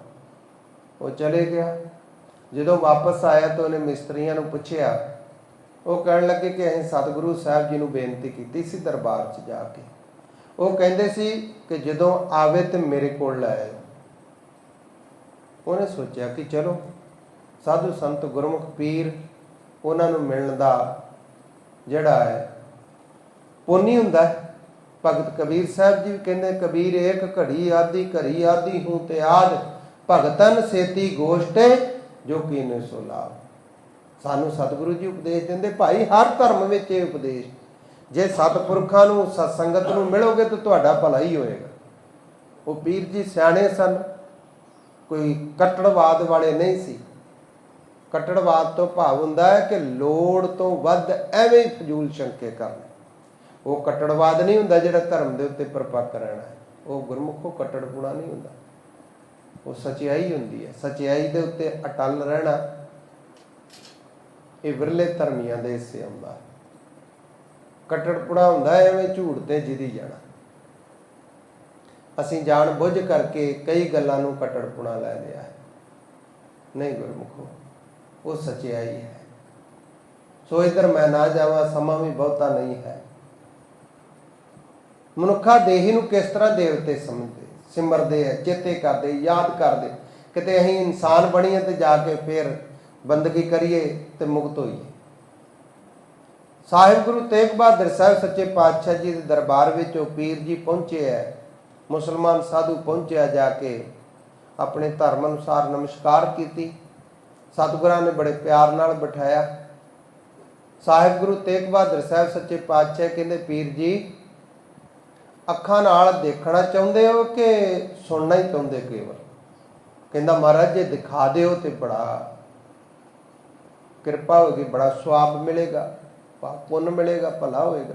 ਮਹਾਰਾਜ ਕਹਿੰਦੇ ਫਿਰ ਨੇਤਰ ਬੰਦ ਕਰ। ਮਹਾਰਾਜ ਨੇ ਮਿਹਰ ਭਰਿਆ, ਸਿਰ ਤੇ ਤੀਰ ਜਿਹੜਾ ਹੱਥ 'ਚ ਫੜਿਆ ਸੀ ਉਹ ਸਿਰ ਤੇ ਰੱਖਿਆ ਤੇ ਗੁਰਮੁਖੋ ਦੀ ਸੁਰਤੀ ਬਿਰਤੀ ਸਵਰਗਾਂ 'ਚ ਪਹੁੰਚ ਗਈ। ਨਾਲ ਸਤਿਗੁਰੂ ਗੁਰੂ ਤੇਗ ਬਹਾਦਰ ਸਾਹਿਬ ਜੀ ਤੁਰੇ ਜਾ ਰਹੇ ਨੇ। ਸਮਾਧੀ ਲੱਗ ਗਈ ਜਿਹਨੂੰ ਆਪਾਂ ਕਹਿੰਦੇ ਆ। ਉਹਦੀ ਰੂਹ, ਉਹਦੀ ਸੁਰਤੀ ਪਹੁੰਚ ਗਈ ਸਵਰਗਾਂ ਦੇ ਵਿੱਚ। ਮਹਾਰਾਜ ਜੀ ਲਈ ਗਏ ਮਕਾਨ, ਬਹੁਤ ਜ਼ਿਆਦਾ ਸੋਨੇ ਦੇ ਬਣੇ ਸਾਰੇ ਮਕਾਨ ਹੈ, ਹੀਰੇ ਜਵਾਹਰਾਤ ਜੜੇ ਹੋਏ ਆ। ਇੱਕ ਮਕਾਨ ਦੇ ਅੰਦਰ ਪ੍ਰਵੇਸ਼ ਕੀਤੇ, ਦੇਖਦਿਆਂ ਹੀ ਉੱਠ ਕੇ ਉਹਨੇ ਨਮਸਕਾਰ ਕੀਤੀ ਪਲੰਘੇ ਤੇ ਜਿਹੜਾ ਬੈਠਾ ਸੀ। ਬੜੀ ਉਹਦੀ ਸੇਵਾ ਹੋ ਰਹੀ ਸੀ। ਆਓ ਭਗਤ, ਉਹਨੇ ਨਮਸਕਾਰ ਕੀਤੀ ਪ੍ਰੇਮ ਦੇ ਨਾਲ। ਉਹਨੂੰ ਸਵਾਲ ਕੀਤਾ, ਤੂੰ ਇੱਥੇ ਕਿੱਦਾਂ ਪਹੁੰਚਿਆ? ਉਹ ਰੋਣ ਲੱਗ ਪਿਆ, ਅੱਖਾਂ 'ਚ ਅੱਥਰੂ ਆ ਗਏ। ਕਹਿੰਦਾ ਜੀ ਮੈਂ ਤਾਂ ਸ਼ੇਰ ਜੂਨੀ ਵਿੱਚ ਸੀ, ਸ਼ਿਕਾਰ ਖੇਡਣ ਵਾਸਤੇ ਬਾਹਰ ਗਿਆ, ਸ਼ਿਕਾਰ ਮਾਰਨ ਵਾਸਤੇ ਜਾ ਕੇ ਖਾਧਾ। ਸਿਆਲ ਦੀ ਰੁੱਤ ਸੀ, ਬਹੁਤ ਜ਼ਿਆਦਾ ਬਰਸਾਤ ਹੋਣ ਲੱਗ ਪਈ, ਗੜੇ ਵੀ ਪੈਣ ਲੱਗ ਪਏ ਕਿ ਸਿਆਲ ਦੀ ਰੁੱਤ। ਮੈਂ ਛੇਤੀ ਦੇ ਨਾਲ ਆਪਣੇ ਘਰ ਵੱਲ ਨੂੰ, ਘੁਰਨੇ ਵੱਲ ਨੂੰ ਭੱਜਾਂ। ਜਦੋਂ ਮੈਂ ਨੇੜੇ ਪਹੁੰਚਿਆ ਤੇ ਅੱਗੇ ਮਨੁੱਖਾਂ ਦੇ ਜਿਸ ਤਰ੍ਹਾਂ ਮੈਨੂੰ ਖੁਸ਼ਬੂ ਆਈ। ਸਾਧ ਸੰਗਤ ਜੀ, ਸਾਡੇ ਨਾਲੋਂ ਇਹਨਾਂ ਦੇ ਨੱਕ ਬਹੁਤ ਜ਼ਿਆਦਾ ਤੇਜ਼ ਹੈ। ਆਪ ਜੀ ਆਪ ਨੇ ਸੁਣਿਆ ਹੋਵੇਗਾ, ਦੇਖਿਆ ਵੀ ਹੋਵੇਗਾ, ਪੁਲਿਸ ਵਾਲਿਆਂ ਕੋਲ ਕੁੱਤੇ ਹੁੰਦੇ ਆ। ਜਿੱਥੇ ਕੋਈ ਘਟਨਾ ਹੋਈ ਹੋਵੇ ਉਸ ਸਥਾਨ ਨੂੰ ਸੁੰਘ ਕੇ ਉਹ ਕਈ ਵਾਰ ਅਪਰਾਧੀਆਂ ਤੱਕ ਲੈ ਜਾਂਦੇ ਆ। ਇਹ ਜਾਨਵਰਾਂ ਨੂੰ ਬਹੁਤ ਸਮੈਲ ਆਉਂਦੀ ਹੈ, ਬਹੁਤ ਜ਼ਿਆਦਾ ਉਹਨਾਂ ਨੂੰ ਗੰਧ ਆਉਂਦੀ ਹੈ। ਉਹਨਾਂ ਦੇ ਨੱਕ ਪ੍ਰਮਾਤਮਾ ਗੁਰੂ ਨੇ ਬੜੇ ਬਣਾਏ ਇਹੋ ਜਿਹੇ। ਉਹ ਸ਼ੇਰ ਕਹਿੰਦਾ ਮੈਨੂੰ ਮਨੁੱਖਾਂ ਦੀ ਗੰਧ ਆ ਗਈ ਤੇ ਜਦੋਂ ਮੈਨੂੰ ਗੰਧ ਆਈ ਤੇ ਮੇਰੇ ਕੋਈ ਪੂਰਬਲੇ ਕਰਮ ਜਾਗ ਪਏ ਕਿ ਜੇ ਮੈਂ ਹੁਣ ਅੰਦਰ ਗਿਆ ਉਹਨਾਂ ਤੇ ਹੌਕੇ ਨਾ ਮਰ ਜਾਣਾ, ਭਾਵੇਂ ਮੈਂ ਪਿਛਾਂ ਹੀ ਰਵਾਂ। ਤੇ ਕਹਿੰਦੇ ਮਹਾਰਾਜ ਜੀ ਮੈਂ ਬਾਹਰ ਹੀ ਖੜਾ ਰਿਹਾ, ਇੰਨੇ ਗੜੇ ਪਏ, ਬਰਫ਼ ਪਈ, ਰਾਤ ਪੈ ਗਈ, ਮੈਂ ਉੱਥੇ ਜੰਮ ਗਿਆ, ਮਰ ਗਿਆ ਉੱਥੇ ਸਰੀਰ ਮੇਰਾ। ਉਹ ਸਾਧੂ ਸਨ ਨਾਮ ਜਪਣ ਵਾਲੇ, ਅੰਦਰੋਂ ਨਿਕਲੇ ਤੇ ਜਦੋਂ ਵੇਖਿਆ ਉਹਨਾਂ ਕਿ ਇਹ ਸ਼ੇਰ ਸਾਡੀ ਖਾਤਰ ਮਰਿਆ, ਕਹਿੰਦੇ ਉਹਨਾਂ ਕਿਰਪਾ ਦ੍ਰਿਸ਼ਟੀ ਕੀਤੀ, ਚਰਨ ਲਾਇਆ, ਉਹਨੇ ਪੁੰਨ ਕਰਕੇ, ਉਹਦੀ ਕਿਰਪਾ ਕਰਕੇ ਇੱਕ ਰਾਤ ਮੈਂ ਗੁਰਮੁਖਾਂ ਨੂੰ ਆਪਣੇ ਘਰ ਠਹਿਰਾਇਆ। ਮੇਰੇ ਭਾਵੇਂ ਪ੍ਰਾਣ ਚਲੇ ਗਏ ਤੇ ਮੈਨੂੰ ਸੁੱਖ ਹੀ ਸੁੱਖ ਮਿਲ ਗਿਆ। ਹੁਣ ਮਹਾਰਾਜ ਮੈਂ ਰੋਂਦਾ ਹਾਂ, ਮੈਂ ਪਛਤਾਉਂਦਾ ਹੈ, ਮੈਂ ਚਾਹੁੰਦਾ ਵਾਂ ਕਿ ਮੈਨੂੰ ਮਨੁੱਖਾ ਜਨਮ ਮਿਲੇ, ਪਹਿਲਾਂ ਕਿਉਂ ਮੈਂ ਗਵਾ ਲਏ। ਤਾਂ ਮੈਨੂੰ ਹੁਣ ਮਨੁੱਖਾ ਜਨਮ ਮਿਲੇ, ਮੈਂ ਬੰਦਗੀ ਕਰਾਂ, ਸਿਮਰਨ ਭਜਨ ਕਰਾਂ, ਮੈਂ ਮੁਕਤ ਹੋ ਜਾਵਾਂ। ਕਿਉਂਕਿ ਇਸ ਦੇਹੀ ਦੇ ਵਿੱਚ ਵੀ, ਸਵਰਗਾਂ ਦੀ ਦੇਵਤਿਆਂ ਦੀ ਦੇਹੀ ਵਿੱਚ ਵੀ ਮੁਕਤ ਨਹੀਂ ਹੈ, ਇੱਥੋਂ ਵੀ ਮੌਤ ਹੋਣੀ ਹੈ। ਹੁਣ ਮੈਨੂੰ ਉਹ ਪੁੰਨਾਂ ਦੇ ਕਰਕੇ, ਸਾਧੂਆਂ ਦੀ ਕਿਰਪਾ ਦ੍ਰਿਸ਼ਟੀ ਕਰਕੇ ਡਰ ਰਹਿੰਦਾ ਹੈ ਕਿ ਕਿਤੇ ਮੈਂ ਪਸ਼ੂਆਂ ਦੀ ਫਿਰ ਜੂਨ 'ਚ ਨਾ ਪੈ ਜਾ। ਧੰਨ ਸਾਹਿਬ ਗੁਰੂ ਗ੍ਰੰਥ ਸਾਹਿਬ ਜੀ ਮਹਾਰਾਜ ਵੀ ਕਹਿੰਦੇ, ਇੰਦਰਪੁਰੀ ਮੈਂ ਸਰ ਪਰ ਮਰਣਾ, ਬ੍ਰਹਮਪੁਰੀ ਨੇਚਲ ਨਹੀਂ ਰਹਿਣਾ, शिवपुरी का होएगा काला, त्रिगुण माया बिन सबेताला। गुरमुखो पुन्ना नाल देव देही ते प्राप्त हो सकती है, चंगे कर्म करन नाल, परोपकार करन दे नाल, पर मुक्ति नहीं। इसे वास्ते सतगुरु जी ने कहा है भई प्राप्त मानुख देहुरिया। ये ड्योड़ी है, जिवें आपां डेड़ी दे विचों अंदर लंघ आउंदे, कहदी मर्जी है भावें डेड़ी तो ही बाहर नूं चले जावे, गुरुद्वारे दे सामने खलो के भी ना मत्था टेके, कोई काम चेते आ जाए जां होर कोई बदकिस्मती हो तो मुड़ के घर नूं जा सकदा। ते इसे तरीके नाल मनुखा देही ड्योड़ी है। इतों भावें आपां पशु पंछियां दे जूनां नूं चले जाइए मुड़ के, फिर भावें स्वर्गां नूं चले जाओ पुन्न करके, भावें भगती बंदगी सिमरन निष्कामता दे नाल महाराज कृपा करो मुक्त कर दिओ। हुण ते देव देही दी जगह वो जिहड़ी जोत स्वरूप ब्रह्म देही है वो प्राप्त कर सकते हैं। देवी देवते भी चेते करते, क्योंकि उत्थे पूर्ण ज्ञान है, उन्होंने कोल संपदा बड़ी है, ज्ञान बड़ा है, पर मनुखा शरीर नहीं है, देही नहीं हैगी। ਪਸ਼ੂਆਂ ਕੋਲ ਦੇਹੀ ਵੀ ਹੈ, ਸਵਾਸ ਵੀ ਚੱਲਦੇ ਹੈ, ਪਰ ਉਹਨਾਂ ਕੋਲ ਗਿਆਨ ਨਹੀਂ ਹੈਗਾ। ਮਨੁੱਖਾਂ ਕੋਲ ਗਿਆਨ ਵੀ ਹੈ ਤੇ ਦੇਹੀ ਵੀ ਹੈ। ਦੇਵਤਿਆਂ ਕੋਲ ਫਿਰ ਸਮਝ ਲਈਏ, ਦੇਵਤਿਆਂ ਕੋਲ ਦੇਹੀ ਨਹੀਂ ਹੈਗੀ, ਗਿਆਨ ਬਹੁਤ ਜ਼ਿਆਦਾ ਹੈ। ਉਹ ਵੀ ਬੰਦਗੀ ਕਰਕੇ ਭਲਾ ਨਹੀਂ ਉੱਥੇ ਹੋ ਸਕਦਾ, ਕਿਉਂ? ਬੰਦਗੀ ਕਰ ਸਕਦੇ ਪਰ ਭਲਾ ਨਹੀਂ ਹੋ ਸਕਦਾ, ਕਿਉਂਕਿ ਉਹ ਮਰਿਆਦਾ ਹੈ ਵਾਹਿਗੁਰੂ ਜੀ ਦੀ। ਗੁਰੂ ਗ੍ਰੰਥ ਸਾਹਿਬ ਜੀ ਮਹਾਰਾਜ ਜੀ ਕਹਿੰਦੇ, ਇਬਕੇ ਰਾਹੇ ਜੰਮਨ ਨਾਹੀ, ਹੁਣ ਦੇ ਬੀਜੇ ਨਹੀਂ ਉਗਣੇ। ਹੁਣ ਜੇ ਖੇਤੀ ਦੇ ਵਿੱਚ ਜਾ ਕੇ ਬੀਜ ਨਾ ਬੀਜੋ, ਆ ਫਰਸ਼ ਤੇ ਖਿਲਾਰੀ ਜਾਓ, ਬੀਜਾ ਉਗ ਪਵੇਗਾ। ਫਰਸ਼ ਦੇ ਨਿਆਈ ਬਿਲਕੁਲ ਸਾਫ਼ ਵਧੀਆ, ਪਰ ਗੁਰਮੁਖੋਂ ਨਾਮ ਜਪਿਆ, ਪੁੰਨ ਕੀਤੇ, ਮਦਦ ਦੂਜੇ ਦੀ ਕੀਤੀ, ਛੇਤੀ ਬੀਜ ਨਹੀਂ ਉਗਦੇ। ਪਰ ਪਸ਼ੂ ਦੇਹੀ ਹੈ, ਪਰ ਗਿਆਨ ਨਹੀਂ ਹੈ। ਸਾਨੂੰ ਗਿਆਨ ਵੀ ਹੈ, ਦੇਹ ਵੀ ਪ੍ਰਾਪਤ ਹੈ। ਇਸ ਵਾਸਤੇ ਭਗਤ ਸਾਹਿਬ ਜੀ ਕਹਿੰਦੇ, ਭਾਈ ਬੜੀ ਅਤ ਉੱਤਮ ਹੈ। ਜਿਵੇਂ ਗੁਰੂ ਤੇਗ ਬਹਾਦਰ ਸਾਹਿਬ ਜੀ ਨੇ ਉਸ ਪੀਰ ਨੂੰ ਵਿਖਾ ਦਿੱਤਾ, ਪੀਰ ਚਰਨੀ ਲੱਗਾ, ਮਹਾਰਾਜ ਜੀ ਨੇ ਇੱਧਰ ਕਿਹਾ ਨੇਤਰ ਖੋਲ, ਉਹਨੇ ਖੋਲੇ ਤੇ ਸਰੀਰ ਕਰਕੇ ਵੀ ਸਭ ਕੁਝ ਦੇਖ ਆਇਆ। ਇਸ ਸਮਾਧੀ 'ਚ ਮਹਾਰਾਜ ਦੇ ਚਰਨ ਫੜ ਲੈ ਕੇ, ਤੁਸੀਂ ਧੰਨ ਜੇ, ਤੁਸੀਂ ਸਰਾਵਾਂ ਬਣਾ ਰਹੇ, ਇਹਨਾਂ ਵਿੱਚ ਯਾਤਰੀ ਆਉਣਗੇ, ਆਪ ਜੀ ਦੇ ਦਰਬਾਰ ਦੇ ਦਰਸ਼ਨ ਕਰਨ ਵਾਲੇ ਗੁਰਸਿੱਖ ਗੁਰਮੁਖ ਆਉਣਗੇ, ਬਾਣੀ ਪੜ੍ਹਨ ਵਾਲੇ, ਬੜਾ ਵੱਡਾ ਇਹ ਤਾਂ ਪੁੰਨ ਹੈ। ਮਹਾਰਾਜ ਕਹਿੰਦੇ ਅਸੀਂ ਪੁੰਨਾਂ ਵਾਸਤੇ ਨਹੀਂ ਕਰ ਰਹੇ, ਇਹ ਕੇਵਲ ਸੰਗਤਾਂ ਦੀ ਮਦਦ ਵਾਸਤੇ ਹੈ। ਗੁਰਸਿੱਖ ਜਿਹੜਾ ਹੈ ਉਹਨੂੰ ਵੀ ਪਾਪ ਪੁੰਨ ਵਿੱਚ ਰਹਿਣ ਦਾ ਹੁਕਮ ਨਹੀਂ ਹੈ। ਅਸੀਂ ਸੰਸਾਰ ਦੇ ਵਿੱਚ ਗੁਰੂ ਨਾਨਕ ਦੇਵ ਜੀ ਮਹਾਰਾਜ ਸੱਚੇ ਪਾਤਸ਼ਾਹ ਜੀ ਦੇ ਗੁਰਤਾ ਗੱਦੀ ਦੇ ਮਾਲਕ ਬਣੇ ਆ।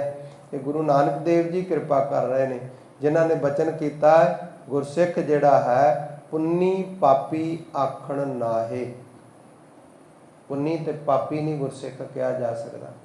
ਪਾਪ ਕਰਦਾ ਨਹੀਂ ਜਾਣ ਬੁੱਝ ਕਰਕੇ, ਸੁਭਾਵਕ ਹੋ ਜਾਵੇ, ਨਿੰਦਕ ਲੋਕ ਲੈ ਜਾਂਦੇ ਆ। ਪੁੰਨ ਜਿਹੜਾ ਕਰਦਾ ਹੈ ਉਹ ਚੰਗੇ ਕਰਮ ਕਰਦਾ, ਇਸ ਵਾਸਤੇ ਨਹੀਂ ਕਰਦਾ ਕਿ ਮੈਨੂੰ ਸਵਰਗਾਂ ਵਿੱਚ ਪਰਲੋਕ ਦੇ ਸੁੱਖ ਮਿਲਣ, ਇਸ ਵਾਸਤੇ ਕਰਦਾ ਹੈ ਕਿ ਸਮਾਜ ਦੀ ਮਦਦ ਕਰਨੀ ਚਾਹੀਦੀ। ਸੁਭਾਵਕ ਕੰਮ ਤੇ ਆਪਾਂ ਕਰਨੇ ਹੀ। ਹੁਣ ਭੈਣ ਭਰਾਵਾਂ ਦੀ ਵੀ ਤੇ ਚੰਗੇ ਬੰਦੇ ਜਿਹੜੇ ਉਹ ਮਦਦ ਕਰਦੇ ਹੀ ਆ। ਇਸੇ ਤਰ੍ਹਾਂ ਸਾਰੇ ਭੈਣ ਭਰਾ ਹੈ, ਨਗਰ ਦੇ ਆ ਆਪਾਂ ਰਹਿਣ ਵਾਲੇ, ਤੇ ਸਾਰੇ ਨਗਰ ਦੇ ਵਿੱਚ ਇੱਕ ਦੂਜੇ ਦੀ ਮਦਦ ਕਰਨੀ, ਲੋੜ ਵੇਲੇ ਬਾਂਹ ਫੜਨੀ ਹੈ। ਤੇ ਇੱਕ ਇਨਸਾਨੀ ਜਿਹੜਾ ਗੁਣ ਹੋਣਾ ਚਾਹੀਦਾ। ਇਹ ਨਹੀਂ ਕਿ ਲੈ ਮੈਂ ਜੇ ਕਰੂੰਗਾ ਤਾਂ ਮੈਨੂੰ ਪੁੰਨ ਮਿਲੇਗਾ, ਨਹੀਂ। ਗੁਰਸਿੱਖ ਨਹੀਂ ਇਸ ਪਾਸੇ ਜਾਂਦੇ। ਗੁਰੂ ਸਾਹਿਬ ਜੀ ਦਾ ਹੁਕਮ ਹੈ ਇਸ ਸਰੀਰ ਨਾਲ ਸੇਵਾ ਕਰਨੀ ਚਾਹੀਦੀ। ਵਿੱਚ ਦੁਨੀਆ ਸੇਵ ਕਮਾਈਆ, ਤਾਂ ਦਰਗਾਹ ਬੈਸਣ ਪਾਈਆ। ਤਾਂ ਭਾਈ ਸਾਡੇ ਦਰਬਾਰ 'ਚ ਪਰਲੋਕ 'ਚ ਦਰਗਾਹ 'ਚ ਬੈਠਣ ਨੂੰ ਥਾਂ ਮਿਲਣਾ ਹੀ, ਜਿੱਥੇ ਸੇਵਾ ਕਰੇਗਾ। ਗੁਰੂ ਦਾ ਹੁਕਮ ਹੈ ਸਾਨੂੰ। ਤੇ ਇਸ ਵਾਸਤੇ ਭਗਤ ਕਬੀਰ ਸਾਹਿਬ ਜੀ ਕਹਿੰਦੇ, ਭਾਈ ਉੱਥੇ ਦੇਵੀ ਦੇਵਤੇ ਤਰਸ ਰਹੇ ਹਨ। ਇਸ ਦੇਹੀ ਕੋ ਸਿਮਰੈ ਦੇਵ, ਇਸ ਦੇਹੀ ਨੂੰ ਜਿਹੜੇ ਦੇਵਤੇ ਉਹ ਵੀ ਸਿਮਰਦੇ ਹਨ। ਸੋ ਦੇਹੀ ਭਜ ਹਰ ਕੀ ਸੇਵ, ਤੇ ਸੋ ਉਹ ਦੇਹੀ ਤੈਨੂੰ ਮਨੁੱਖਾ ਦੇਹੀ ਹੁਣ ਅਤ ਉੱਤਮ ਸਭ ਤੋਂ ਪ੍ਰਾਪਤ ਹੋਈ ਹੈ। ਤੇ ਸੇਵਾ ਕਰ ਲੈ ਪ੍ਰਮਾਤਮਾ ਵਾਹਿਗੁਰੂ ਸਰੂਪ ਗੁਰੂ ਦੀ। ਭਜੋ ਗੋਬਿੰਦ ਭੂਲ ਮਤ ਜਾਹੋ, ਭਾਈ ਇਹ ਜਿਹੜਾ ਉਪਦੇਸ਼ ਅਸੀਂ ਤੁਹਾਨੂੰ ਦੱਸਿਆ ਹੈ, ਇਸ ਗੱਲ ਨੂੰ ਭੁੱਲੋ ਨਾ, ਚੇਤੇ ਵਿੱਚ ਰੱਖੋ। ਗੋਬਿੰਦ ਪਰਮਾਤਮਾ ਦਾ ਸਿਮਰਨ ਕਰਨਾ ਕਰੋ, ਉਹਨੂੰ ਭਜਣਾ ਕਰੋ, ਭਾਵ ਸਿਮਰਨ ਕਰੋ, ਉੜਦੇ ਬੈਠਦੇ ਤੁਰਦੇ ਫਿਰਦੇ। ਮਾਨਸ ਜਨਮ ਕਾ ਇਹੀ ਲਾਭ, ਜਿਹੜਾ ਮਨੁੱਖਾ ਸਰੀਰ ਹੈ ਇਹਦਾ ਇਹੋ ਹੀ ਲਾਭ ਹੈ ਭਾਈ, ਜਿਹੜਾ ਸਿਮਰਨ ਕਰਨਾ ਹੈ।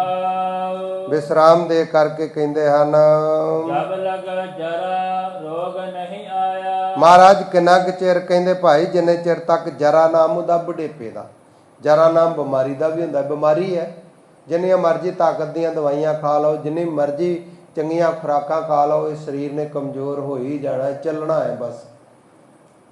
ਬੱਚੇ ਨੂੰ ਚੰਗੀਆਂ ਖੁਰਾਕਾਂ ਵਧੀਆ ਤਾਕਤ ਵਾਲੀਆਂ ਦਿਓ ਤੇ ਸਰੀਰ ਤਗੜਾ ਹੁੰਦਾ ਹੈ, ਮਜ਼ਬੂਤ ਵੀ ਹੁੰਦਾ ਹੈ, ਜਵਾਨੀ 'ਚ ਵੀ ਮਜ਼ਬੂਤ ਹੁੰਦਾ ਹੈ। ਬੁਢੇਪੇ 'ਤੇ ਗੁਰਮੁਖੋ ਚੱਲਦਾ ਹੀ ਹੈ। ਪਹਿਲੀ ਗੱਲ, ਬਹੁਤੀਆਂ ਤਾਕਤ ਵਾਲੀਆਂ ਚੀਜ਼ਾਂ ਉਹ ਹਜਮ ਨਹੀਂ ਹੁੰਦੀਆਂ, ਨੋਰਮਲ ਜੀਆਂ ਚੀਜ਼ਾਂ। ਤੇ ਇਹ ਜਰਾ ਇੱਕ ਰੋਗ ਹੀ ਹੈ, ਬੁਢੇਪਾ ਰੋਗ ਜਿੰਨੇ ਚਿਰ ਨਹੀਂ ਆਇਆ ਹੈ। ਜਬ ਲਗ ਕਾਲ ਗ੍ਰਸੀ ਨਹੀਂ ਕਾਇਆ, ਜਿੰਨੇ ਚਿਰ ਤੱਕ ਕਾਲ ਜਿਹੜਾ ਹੈ ਨਾ, ਮੌਤ ਜਿਹੜੀ ਹੈ ਤੇਰੀ ਕਾਇਆ ਨੂੰ, ਇਸ ਸਰੀਰ ਨੂੰ ਗ੍ਰਸ ਨਹੀਂ ਲੈਂਦੀ, ਖਾ ਨਹੀਂ ਲੈਂਦੀ। ਭਾਵ ਜੇ ਬੁਢੇਪਾ ਵੀ ਆ ਗਿਆ, ਹੁਣ ਕਹਿ ਬੁਢੇਪਾ ਆ ਗਿਆ, ਹੁਣ ਕਿੱਥੋਂ ਹੁਣ ਨਾ ਕਰਾਂ ਫਿਰ। ਕਬੀਰ ਸਾਹਿਬ ਜੀ ਕਹਿੰਦੇ ਜਿੰਨੇ ਚਿਰ ਤੇਰੀ ਮੌਤ ਨਹੀਂ ਆਉਂਦੀ, ਜਿੰਨੇ ਚਿਰ ਤੈਨੂੰ ਕਾਲ ਨਹੀਂ ਗਰਸਦਾ ਇਸ ਕਾਇਆ ਨੂੰ। ਜਬ ਲਗ ਬਿਕਲ ਪਈ ਨਹੀਂ ਬਾਨੀ। ਜਿੰਨੇ ਚਿਰ ਤੱਕ ਵਿਆਕੁਲਤਾ ਵਾਲੀ ਬਾਣੀ, ਮੂੰਹ ਬੋਲ ਵੀ ਨਹੀਂ ਨਾ ਨਿਕਲਦਾ ਹੁੰਦਾ, ਅੱਖਾਂ 'ਚ ਪਾਣੀ ਵਗੀ ਜਾਂਦਾ ਹੁੰਦਾ, ਚੱਜ ਨਾਲ ਸੁਣਦਾ ਵੀ ਨਹੀਂ ਹੁੰਦਾ, ਜਿੰਨੇ ਚਿਰ ਤੱਕ ਤੇਰੀ ਐਸੀ ਅਵਸਥਾ ਨਹੀਂ ਆਈ ਹੈ। ਬਾਜ ਲੈ ਰੇ ਮਨ ਸਾਰਗ ਬਾਨੀ। ਇਹ ਮਨਾ ਉਸ ਸਾਰਿੰਗ ਜਿਹੜਾ ਸਾਰਿਆਂ ਨੂੰ ਬੱਦਲ ਰੂਪ ਕਰਕੇ ਪਾਣੀ, ਜੀਵਨ ਰੂਪੀ ਪਾਣੀ ਦੇ ਰਿਹਾ ਹੈ, ਇਹ ਸਵਾਸਾਂ ਰੂਪੀ ਪਾਣੀ ਦੇ ਰਿਹਾ ਹੈ, ਉਹਦਾ ਸਿਮਰਨ ਕਰ ਲੈ ਸੰਗਤ ਵਿੱਚ ਆ ਕੇ। ਜੇ ਹੱਥ ਪੈਰ ਕੰਮ ਕਰਦੇ ਬੁਢੇਪੇ 'ਚ ਵੀ ਨਾ, ਤੇ ਸੰਗਤ ਵਿੱਚ ਆ ਕੇ ਬਹਿ ਜਾ ਕਰ। ਤੇ ਜੇ ਨਹੀਂ ਉੱਠਿਆ ਬੈਠਿਆ ਜਾਂਦਾ ਤੇ ਘਰ ਵਿੱਚ ਹੀ ਜੇ ਕੰਨ ਸਾਥ ਦੇ ਰਹੇ ਤੇ ਉੱਥੇ ਹੀ ਸੁਣੀ ਜਾ। ਤੇ ਜੇ ਜਵਾਨੀ ਦੇ ਵਿੱਚ ਸੁਣਿਆ ਤੇ ਪਰਮਾਤਮਾ ਦਾ ਨਾਮ ਜੇ ਕੰਨ ਨਹੀਂ ਵਾ ਸਾਥ ਦਿੰਦੇ, ਉਹਨਾਂ ਦਾ ਸਿਮਰਨ ਕਰੀ ਜਾ। ਫਿਰ ਜੇ ਕੋਈ ਕਵੇ ਕਿ ਹੁਣ ਤੇ ਜਵਾਨੀ ਹੈ, ਬਚਪਨ ਹੈ, ਕੀ ਲੋੜ ਹੈ ਬੁਢੇਪੇ 'ਚ ਕਰ ਲਾਂਗੇ। ਤੇ ਕਬੀਰ ਸਾਹਿਬ ਜੀ ਕਹਿੰਦੇ ਭਾਈ ਜੇ ਹੁਣ ਨਹੀਂ ਭਜਦਾ, ਜੇ ਹੁਣ ਨਹੀਂ ਸਿਮਰਨ ਕਰਦਾ, ਕਈ ਕਹਿ ਦਿੰਦੇ ਲਓ ਜੀ ਹੁਣ ਤੇ ਬੁੱਢੇ ਹੋ ਗਏ, ਹੁਣ ਕੀ ਸਿਮਰਨ ਕਰਨਾ, ਹੁਣ ਕੀ ਕਰੀਏ, ਗਾਂ ਵੇਖੀ ਜਾਊ। ਤੇ ਭਗਤ ਕਬੀਰ ਸਾਹਿਬ ਜੀ ਕਹਿੰਦੇ ਜੇ ਹੁਣ ਨਹੀਂ ਸਿਮਰਨ ਕਰਨਾ ਤੇ ਕਦੋਂ ਕਰਨਾ ਹੈ। ਤੇ ਜਦੋਂ ਅੰਤ ਆ ਗਿਆ ਨਾ, ਤੇਰਾ ਮੌਤ ਸਾਹਮਣੇ ਦਿਖਾਈ ਦਿੱਤੀ, ਉਦੋਂ ਉਹਨਾਂ ਸਿਮਰਨ ਕਰਨ ਹੀ ਨਹੀਂ ਦੇਣਾ, ਉਹਨਾਂ ਪਹਿਲਾਂ ਹੀ ਨੱਕ ਕੰਨ ਸਭ ਬੰਦ ਕਰ ਦੇਣੇ, ਤੂੰ ਘਬਰਾ ਜਾਣਾ। ਉਦੋਂ ਪਰਮਾਤਮਾ ਦਾ ਨਾਮ ਨਹੀਂ ਤੇਰੇ ਕੋਲੋਂ ਜਪਿਆ ਜਾਣਾ। ਅਥਵਾ ਜੇ ਤੂੰ ਹੁਣ ਅੰਤ ਸਮਾਂ ਦੇਖ ਕੇ ਭੱਜਣਾ ਚਾਹੇ ਕਿ ਕਿਤੇ ਮੈਂ ਹੋਰ ਜਾ ਕੇ ਭੱਜ ਜੂ, ਲੁਕ ਜੂੰਗਾ, ਤੇ ਤੇਰੇ ਕੋਲ ਭੱਜਿਆ ਨਹੀਂ ਜਾਣਾ ਕਿਤੇ ਵੀ। ਇੱਕ ਸਾਧੂ ਮਹਾਤਮਾ ਮਹਾਂਪੁਰਖ ਸਨ, ਤੇ ਉਹ ਕੋਈ ਬੈਠਾ ਉਹਦੇ ਕੋਲ, ਤੇ ਹੰਕਾਰ ਦੀਆਂ ਗੱਲਾਂ ਕੀਤੀਆਂ ਉਹਨੇ। ਤੇ ਮਹਾਂਪੁਰਖ ਸੁਭਾਵਕ ਹੀ ਕਹਿੰਦੇ ਭਾਈ ਤੂੰ ਹੰਕਾਰ ਦੀਆਂ ਢੀਜ਼ਾਂ ਮਾਰਦਾ ਹੈ, ਤੇ 4 ਪੈਰਾਂ ਦੇ ਵਿੱਚ ਯਾਨੀ ਕਿ 12 ਘੰਟਿਆਂ 'ਚ ਆ ਜਿਹੜਾ ਸਾਹਮਣੇ ਪਿੱਪਲ ਹੈ ਇਹਦੇ ਨਾਲ ਤੈਨੂੰ ਫਾਹ ਦੇ ਦੇਣਾ। ਉਹ ਕਹਿੰਦਾ ਇਹ ਕਿੱਦਾਂ ਹੋ ਸਕਦਾ, ਮੈਂ ਐਵੇਂ ਹੀ ਮੈਨੂੰ ਫਾਹ ਦੇ ਦੂ, ਮੈਂ ਹੁਣੇ ਭੱਜੂ ਹੀ। ਤੇ ਉਹ ਘੋੜੇ ਤੇ ਚੜਿਆ, ਜੋ ਭੱਜਾ, ਸੰਤੋੜ ਉਹਨੇ ਘੋੜਾ ਭਜਾਇਆ, ਤੇ ਘੱਟੋ ਘੱਟ 2-3 ਘੰਟੇ ਘੋੜਾ ਭਜਾ ਕੇ ਤੇ ਉਹ ਬਹੁਤ ਦੂਰ ਨਿਕਲ ਗਿਆ, ਬੜਾ ਖੁਸ਼ ਹੈ। ਤੇ ਜਰਾ ਕਹਿੰਦਾ ਮੈਂ ਇੱਥੇ ਸਾਹ ਹੀ ਲੈ ਲਾ ਨਗਰ ਦੇ ਕੋਲ। ਕੀ ਦੇਖ ਰਿਹਾ ਹੈ, ਇੱਕ ਬੀਬੀ ਬਹੁਤ ਸੁੰਦਰ ਨੌਜਵਾਨ ਆਈ ਹੈ, ਗਲ ਦੇ ਵਿੱਚ ਸੋਨੇ ਦੇ ਹਾਰ ਪਾਏ ਆ, ਗੜੇ ਗੱਟੇ ਬਹੁਤ ਜ਼ਿਆਦਾ ਹੈ। ਤੇ ਆ ਕੇ ਉਹਦੇ ਕੋਲ ਬਹਿ ਗਈ ਤੇ ਉਹਨੂੰ ਕਹਿਣ ਲੱਗੀ ਮੈਂ ਅਮੀਰ ਘਰਾਣੇ ਦੀ ਹਾਂ, ਮੈਨੂੰ ਆਗਿਆ ਹੋਈ ਆ ਮੈਂ ਜਿਹਨੂੰ ਮਰਜ਼ੀ ਆਪਣੀ ਮਰਜ਼ੀ ਨਾਲ ਵਰ ਸਕਦੀ ਹਾਂ, ਤੇ ਤੂੰ ਮੇਰੇ ਨਾਲ ਵਿਆਹ ਕਰਾਉਣਾ। ਕੋਈ ਵਿਰਲਾ ਗੁਰਮੁਖੋਂ ਬਚ ਸਕੇ ਵਿਕਾਰਾਂ ਤੋਂ, ਗੁਰੂ ਕਿਰਪਾ ਕਰੇ। ਉਹ ਕਹਿੰਦਾ ਠੀਕ ਹੈ। ਉਹ ਕਹਿੰਦੀ ਪਹਿਲਾਂ ਆਪਾਂ ਕੁਝ ਖਾ ਪੀ ਲਈਏ, ਆ ਤੂੰ ਹਾਰ ਫੜ। ਤੇ ਹਾਰ ਦਿੱਤਾ, ਜਾ ਕੇ ਮਠਿਆਈ ਲੈਣ ਗਿਆ। ਉਹਨੇ ਵੇਖਿਆ ਢੰਡੋਰਾ ਪਿਟਿਆ ਸੀ, ਸਾਰੇ ਕਿ ਰਾਜੇ ਦੇ ਗਹਿਣੇ ਗਵਾਚੇ। ਉਹਨੂੰ ਸ਼ੱਕ ਪੈ ਗਿਆ ਕਿ ਇਹ ਬੰਦੇ ਕੋਲ ਏਡਾ ਵਧੀਆ ਹਾਰ ਕਿੱਥੋਂ ਆ ਸਕਦਾ। ਉਹਨੇ ਜਾ ਕੇ ਸਿਪਾਹੀਆਂ ਨੂੰ ਦਿੱਤਾ, ਸਿਪਾਹੀਆਂ ਨੇ ਕਿਹਾ ਕਿੱਥੋਂ ਲਿਆਂਦਾ ਹੈ। ਉਹਨਾਂ ਫੜ ਲਿਆ, ਪਰਖ ਕਰਾਈ, ਤੇ ਜਦੋਂ ਪਰਖ ਕਰਾਈ ਉਹ ਰਾਜੇ ਦਾ ਨਿਕਲ ਆਇਆ। ਉਹਨੂੰ ਫੜ ਕੇ ਲੈ ਗਿਆ ਰਾਜੇ ਦੇ ਪਾਸ। ਜਾ ਕਰਕੇ ਜਦੋਂ ਉਹਦੇ ਪੇਸ਼ ਕੀਤਾ, ਉਹ ਕਹਿੰਦੇ ਭਾਈ ਇਸ ਤਰ੍ਹਾਂ ਕਰੋ, ਫਲਾਣੇ ਜੰਗਲ ਵਿੱਚ ਜਿਹੜਾ ਪਿੱਪਲ ਆ ਉਹਦੇ ਨਾਲ ਜਾ ਕੇ ਉਹਨੂੰ ਫਾਹ ਦੇ ਦਿਓ। ਜਦੋਂ ਫਾਹ ਦੇਣ ਲੱਗੇ ਤੇ ਉਹਨੂੰ ਪੁੱਛਿਆ ਕੋਈ ਅੰਤਮ ਇੱਛਾ। ਹੁਣ ਅੰਤਮ ਇੱਛਾ ਪੁੱਛਦੇ ਆ, ਕਿਸੇ ਦੀ ਪੂਰੀ ਕਰ ਦਿੰਦੇ, ਕਿਸੇ ਦੀ ਨਹੀਂ ਕਰਦੇ, ਪੁੱਛਦੇ ਤੇ ਹੈ ਹੀ ਹੈ ਸਾਰੇ। ਉਹ ਕਹਿਣ ਲੱਗੇ ਹੋਰ ਕੁਛ ਨਹੀਂ, ਆ ਜਿਹੜਾ ਸਾਧ ਸਾਹਮਣੇ ਬੈਠਾ ਨਾ ਉਹਨੂੰ ਮਿਲਾ ਦਿਓ ਮਿੰਟ। ਕਹਿੰਦੇ ਚਲੋ ਭਾਈ। ਉਹਦੇ ਕੋਲ ਲੈ ਕੇ ਗਏ, ਜਾ ਕੇ ਨਮਸਕਾਰ ਕਰਕੇ ਕਹਿੰਦਾ ਮਹਾਰਾਜ ਤੁਹਾਡਾ ਬਚਨ ਤੇ ਸੱਤ ਹੋ ਗਿਆ, ਪਰ ਇੱਕ ਹੁਣ ਭਰਮ ਤੇ ਕੱਢ ਦਿਓ ਮੇਰਾ। ਕਹਿੰਦੇ ਉਹ ਜਿਹੜੀ ਬੀਬੀ ਮਿਲੀ ਸੀ ਉਹ ਕੌਣ ਸੀ? ਕਹਿੰਦੇ ਤੇਰੀ ਮੌਤ। ਉਹਨੇ ਕਿਹਾ ਨਹੀਂ ਸੀ ਮੈਂ ਹਰ ਇੱਕ ਨੂੰ ਵਰਦੀ, ਮੈਨੂੰ ਆਗਿਆ ਪਿਤਾ ਵੱਲੋਂ ਕਿ ਜਿਹਨੂੰ ਮਰਜ਼ੀ ਵਰ ਲਾ। ਕਹਿੰਦੇ ਉਹ ਤੇਰੀ ਮੌਤ ਸੀ, ਤੂੰ ਭੱਜਿਆ ਸੀ, ਤੈਨੂੰ ਘੇਰ ਕੇ ਉਹਨੇ ਇੱਥੇ ਲਿਆਉਣਾ ਸੀ, ਤੇਰਾ ਉੱਥੋਂ ਹੀ ਕੰਮ ਸ਼ੁਰੂ ਹੋਣਾ ਹੈ। ਤੇ ਗੁਰਮੁਖੋ ਜਿੱਧਰ ਮਰਜ਼ੀ ਭੱਜ ਲਓ, ਜਿੱਥੇ ਮੌਤ ਆਉਣੀ ਹੈ, ਜਿਸ ਢੰਗ ਨਾਲ ਆਉਣੀ ਹੈ, ਜਿਸ ਬਹਾਨੇ ਨਾਲ ਆਉਣੀ ਹੈ, ਆਪਣੇ ਆਪ ਹੀ ਉਹਨੇ ਉੱਥੇ ਲੈ ਜਾਣਾ। ਤੇ ਇਸ ਵਾਸਤੇ ਕਬੀਰ ਸਾਹਿਬ ਜੀ ਕਹਿੰਦੇ ਜਦੋਂ ਅੰਤ ਆਇਆ ਭੱਜਿਆ ਨਹੀਂ ਜਾਣਾ ਤੇਰੇ ਕੋਲੋਂ। ਜੋ ਕਿਛ ਕਰੇ ਸੋਈ ਅਵਸਾਰ। ਇਸ ਮਨੁੱਖਾ ਜਨਮ ਵਿੱਚ ਜੋ ਕੁਛ ਵੀ ਕਰ ਲੇਗਾ, ਸੇਵਾ ਸਿਮਰਨ ਤੀਰਥ ਯਾਤਰਾ ਦਾਨ ਪੁੰਨ, ਗੁਰੂ ਦੀ ਕਿਰਪਾ ਲਈ ਉਹੀ ਸਾਰ ਸ੍ਰੇਸ਼ਟ ਹੈ। ਫਿਰ ਤੂੰ ਪਛਤਾਵੇਂਗਾ, ਪਾਰਾਵਾਰ ਨਹੀਂ ਪਾਇਆ ਜਾਣਾ, ਅਥਵਾ ਪਾਰ ਨਹੀਂ ਹੋ ਸਕੇਗਾ, ਫਿਰ ਪਛਤਾਵੇਂਗਾ। ਉੱਥੇ ਖਲੋ ਕੇ ਕਿ ਸਿਮਰਨ ਭਗਤੀ ਕਰ ਲੈਂਦਾ। ਸੋ ਸੇਵਕ ਜੋ ਲਾਇਆ ਸੇ ਭਾਈ ਉਹ ਸੇਵਕ ਹਨ ਜਿਨ੍ਹਾਂ ਨੂੰ ਵਾਹਿਗੁਰੂ ਜੀ ਸਾਹਿਬ ਗੁਰੂ ਹਰਗੋਬਿੰਦ ਸਾਹਿਬ ਜੀ ਆਪਣੀ ਸੇਵਾ ਚ ਲਾ ਲੈਂਦੇ ਹਨ। ਤਿਨਹਿ ਪਾਏ ਨਿਰੰਜਨ ਦੇਵ ਉਹਨਾਂ ਨੇ ਪ੍ਰਾਪਤ ਕੀਤੀ ਹੈ ਨਿਰੰਜਨ ਮਾਇਆ ਕਾਲਕ ਤੋਂ ਰਹਿਤ ਦੇਵ ਜੋ ਦਿਵ ਸਰੂਪ ਹਨ। ਇੱਥੇ ਦੇਵਤੇ ਦਾ ਅਰਥ ਨਹੀਂ ਲੈਣਾ ਗੁਰਮੁਖੋ। ਦੇਵਤੇ ਜਿਹੜੇ ਹੈ ਉਹ ਸੂਖਮ ਸਰੀਰਾਂ ਵਿੱਚ ਆਉਂਦੇ ਹਨ। ਉਹ ਜਿਹੜੇ ਹਨ ਸਤੋਗੁਣੀ ਤੇ ਰਜੋਗੁਣੀ ਜੂਨਾਂ ਦੇ ਵਿੱਚ ਆਉਂਦੇ ਆ। ਆਪਣੇ ਸਰੀਰ ਦੇ ਵਿੱਚ ਇੱਕ ਹੋਰ ਸੂਖਮ ਸਰੀਰ ਹੈ, ਉਤੋਂ ਗਾਂ ਕਾਰਨ ਸਰੀਰ ਹੈ। ਇਸ ਤਰ੍ਹਾਂ ਦੀ ਰਚਨਾ ਦਾ ਬਹੁਤ ਵੱਡਾ ਜਿਹੜਾ ਹੈ ਉਹ ਵਿਦਾਂਤ ਦੇ ਵਿੱਚ ਵਰਣਨ ਕੀਤਾ ਗਿਆ। ਇੱਥੇ ਦੇਵ ਦਾ ਅਰਥ ਦੇਵਤੇ ਨਹੀਂ ਲਾਉਣਾ, ਜਿਹੜੀ ਜੂਨ ਹੈ। ਇੱਥੇ ਦਿਵ ਧਾਤੂ ਪ੍ਰਕਾਸ਼ ਅਰਥ ਹੈ ਪ੍ਰਕਾਸ਼ ਸਰੂਪ ਬ੍ਰਹਮ। ਕਿਹੜਾ ਪਾਰ ਬ੍ਰਹਮ? ਜਿਹੜਾ ਨਿਰੰਜਨ ਮਾਇਆ ਕਾਲਕ ਤੋਂ ਪਰੇ ਹੈ। ਉਹਨੇ ਪਾਏ ਹੈ ਜਿਹੜੇ ਇਸ ਮਨੁੱਖਾ ਜਨਮ ਵਿੱਚ ਸੇਵਕ ਬਣ ਕੇ ਸੇਵਾ ਕਰਦੇ ਹਨ। ਗੁਰ ਮਿਲ ਤਾਕੇ ਖੁੱਲੇ ਕਪਾਟ ਭਾਈ ਪੂਰੇ ਸਤਿਗੁਰਾਂ ਨੂੰ ਮਿਲ ਕਰਕੇ ਉਹਨਾਂ ਦੇ ਕਪਾਟ ਜਿਹੜੇ ਦਸਮ ਦੁਆਰ ਦੇ ਦਰਵਾਜ਼ੇ ਆਸਾਨ ਦੇ ਸਾਹ ਦੋਏ ਪੱਟ ਜਿਹੜੇ ਖੁੱਲ ਗਏ ਹਨ। ਹੋਰ ਨਾ ਆਵੇ ਜੋਨੀ ਬਾਟ ਫਿਰ ਉਹ ਬਾਰ-ਬਾਰ ਜੂਨਾਂ ਦੇ ਰਾਹ ਦੇ ਉੱਤੇ ਪੈਣ ਦਾ ਉਹਨਾਂ ਦਾ ਸਬੱਬ ਨਹੀਂ ਬਣਦਾ। ਜੂਨਾਂ ਵਿੱਚ ਨਹੀਂ ਪੈਂਦੇ, ਇਹਨਾਂ ਰਾਹਾਂ 'ਚ ਨਹੀਂ ਤੁਰੇ ਫਿਰਦੇ। ਕਦੀ ਬੰਦੇ ਬਣ ਗਏ, ਕਦੀ ਪਸ਼ੂ ਬਣ ਗਏ, ਕਦੀ ਪੰਛੀ ਬਣ ਗਏ। ਇਹੀ ਤੇਰੀ ਅਵਸਰ ਇਹੀ ਤੇਰੀ ਬਾਰ ਭਾਈ ਇਹ ਤੇਰੀ ਬਾਰ, ਇਹੀ ਤੇਰਾ ਅਵਸਰ, ਇਹੀ ਹੈ ਤੇਰਾ ਅਵਸਰ ਮੌਕਾ ਸਮਾਂ। ਇਹ ਤੇਰੀ ਬਾਰ ਤੇ ਇਹ ਤੈਨੂੰ ਵਾਰੀ ਮਿਲੀ ਹੈ, ਚਾਂਸ ਮਿਲਿਆ ਸੋਣਾ। ਘਟ ਪੀਤਰ ਤੂੰ ਦੇਖ ਵਿਚਾਰ ਤੇ ਤੂੰ ਆਪਣੇ ਹਿਰਦੇ ਵਿੱਚ ਵਿਚਾਰ ਕੇ ਵੇਖ ਲੈ। ਤੈਨੂੰ ਸੋਹਣਾ ਬਹੁਤ ਸਮਾਂ ਮਿਲ ਗਿਆ ਇਸ ਵਾਰੀ ਮਨੁੱਖਾ ਜਨਮ ਦੇ ਵਿੱਚ ਤਰਸ ਕਰਕੇ ਪ੍ਰਮਾਤਮਾ ਨੇ ਮਿਹਰ ਕਰਕੇ। ਕਹਿਤ ਕਬੀਰ ਜੀਤ ਕਹਿ ਹਾਰ ਹੁਣ ਕਬੀਰ ਸਾਹਿਬ ਜੀ ਕਹਿੰਦੇ ਇਸ ਮਨੁੱਖਾ ਜਨਮ ਦੀ ਬਾਜੀ ਨੂੰ ਜਿੱਤ ਲੈ, ਭਾਵੇਂ ਹਾਰ ਜਾ, ਇਹ ਤੇਰੀ ਮਰਜ਼ੀ ਹੈ। ਗੋਬਿੰਦ ਕਹਿਓ ਪੁਕਾਰ ਇਸ ਪਾਵਨ ਸ਼ਬਦ ਦੇ ਵਿੱਚ ਮੈਂ ਬੜੇ ਤਰੀਕਿਆਂ ਦੇ ਨਾਲ ਤੇ ਤੈਨੂੰ ਉੱਚੀ ਆਵਾਜ਼ ਵਿੱਚ ਪੁਕਾਰ ਕੇ ਆਵਾਜ਼ ਮਾਰ ਕੇ ਤੈਨੂੰ ਇਹ ਗੱਲ ਕਹੀ, ਤੈਨੂੰ ਸਮਝਾਇਆ ਹੈ ਹਰ ਤਰੀਕੇ ਦੇ ਨਾਲ ਕਿ ਹੁਣ ਸਮਝਾ।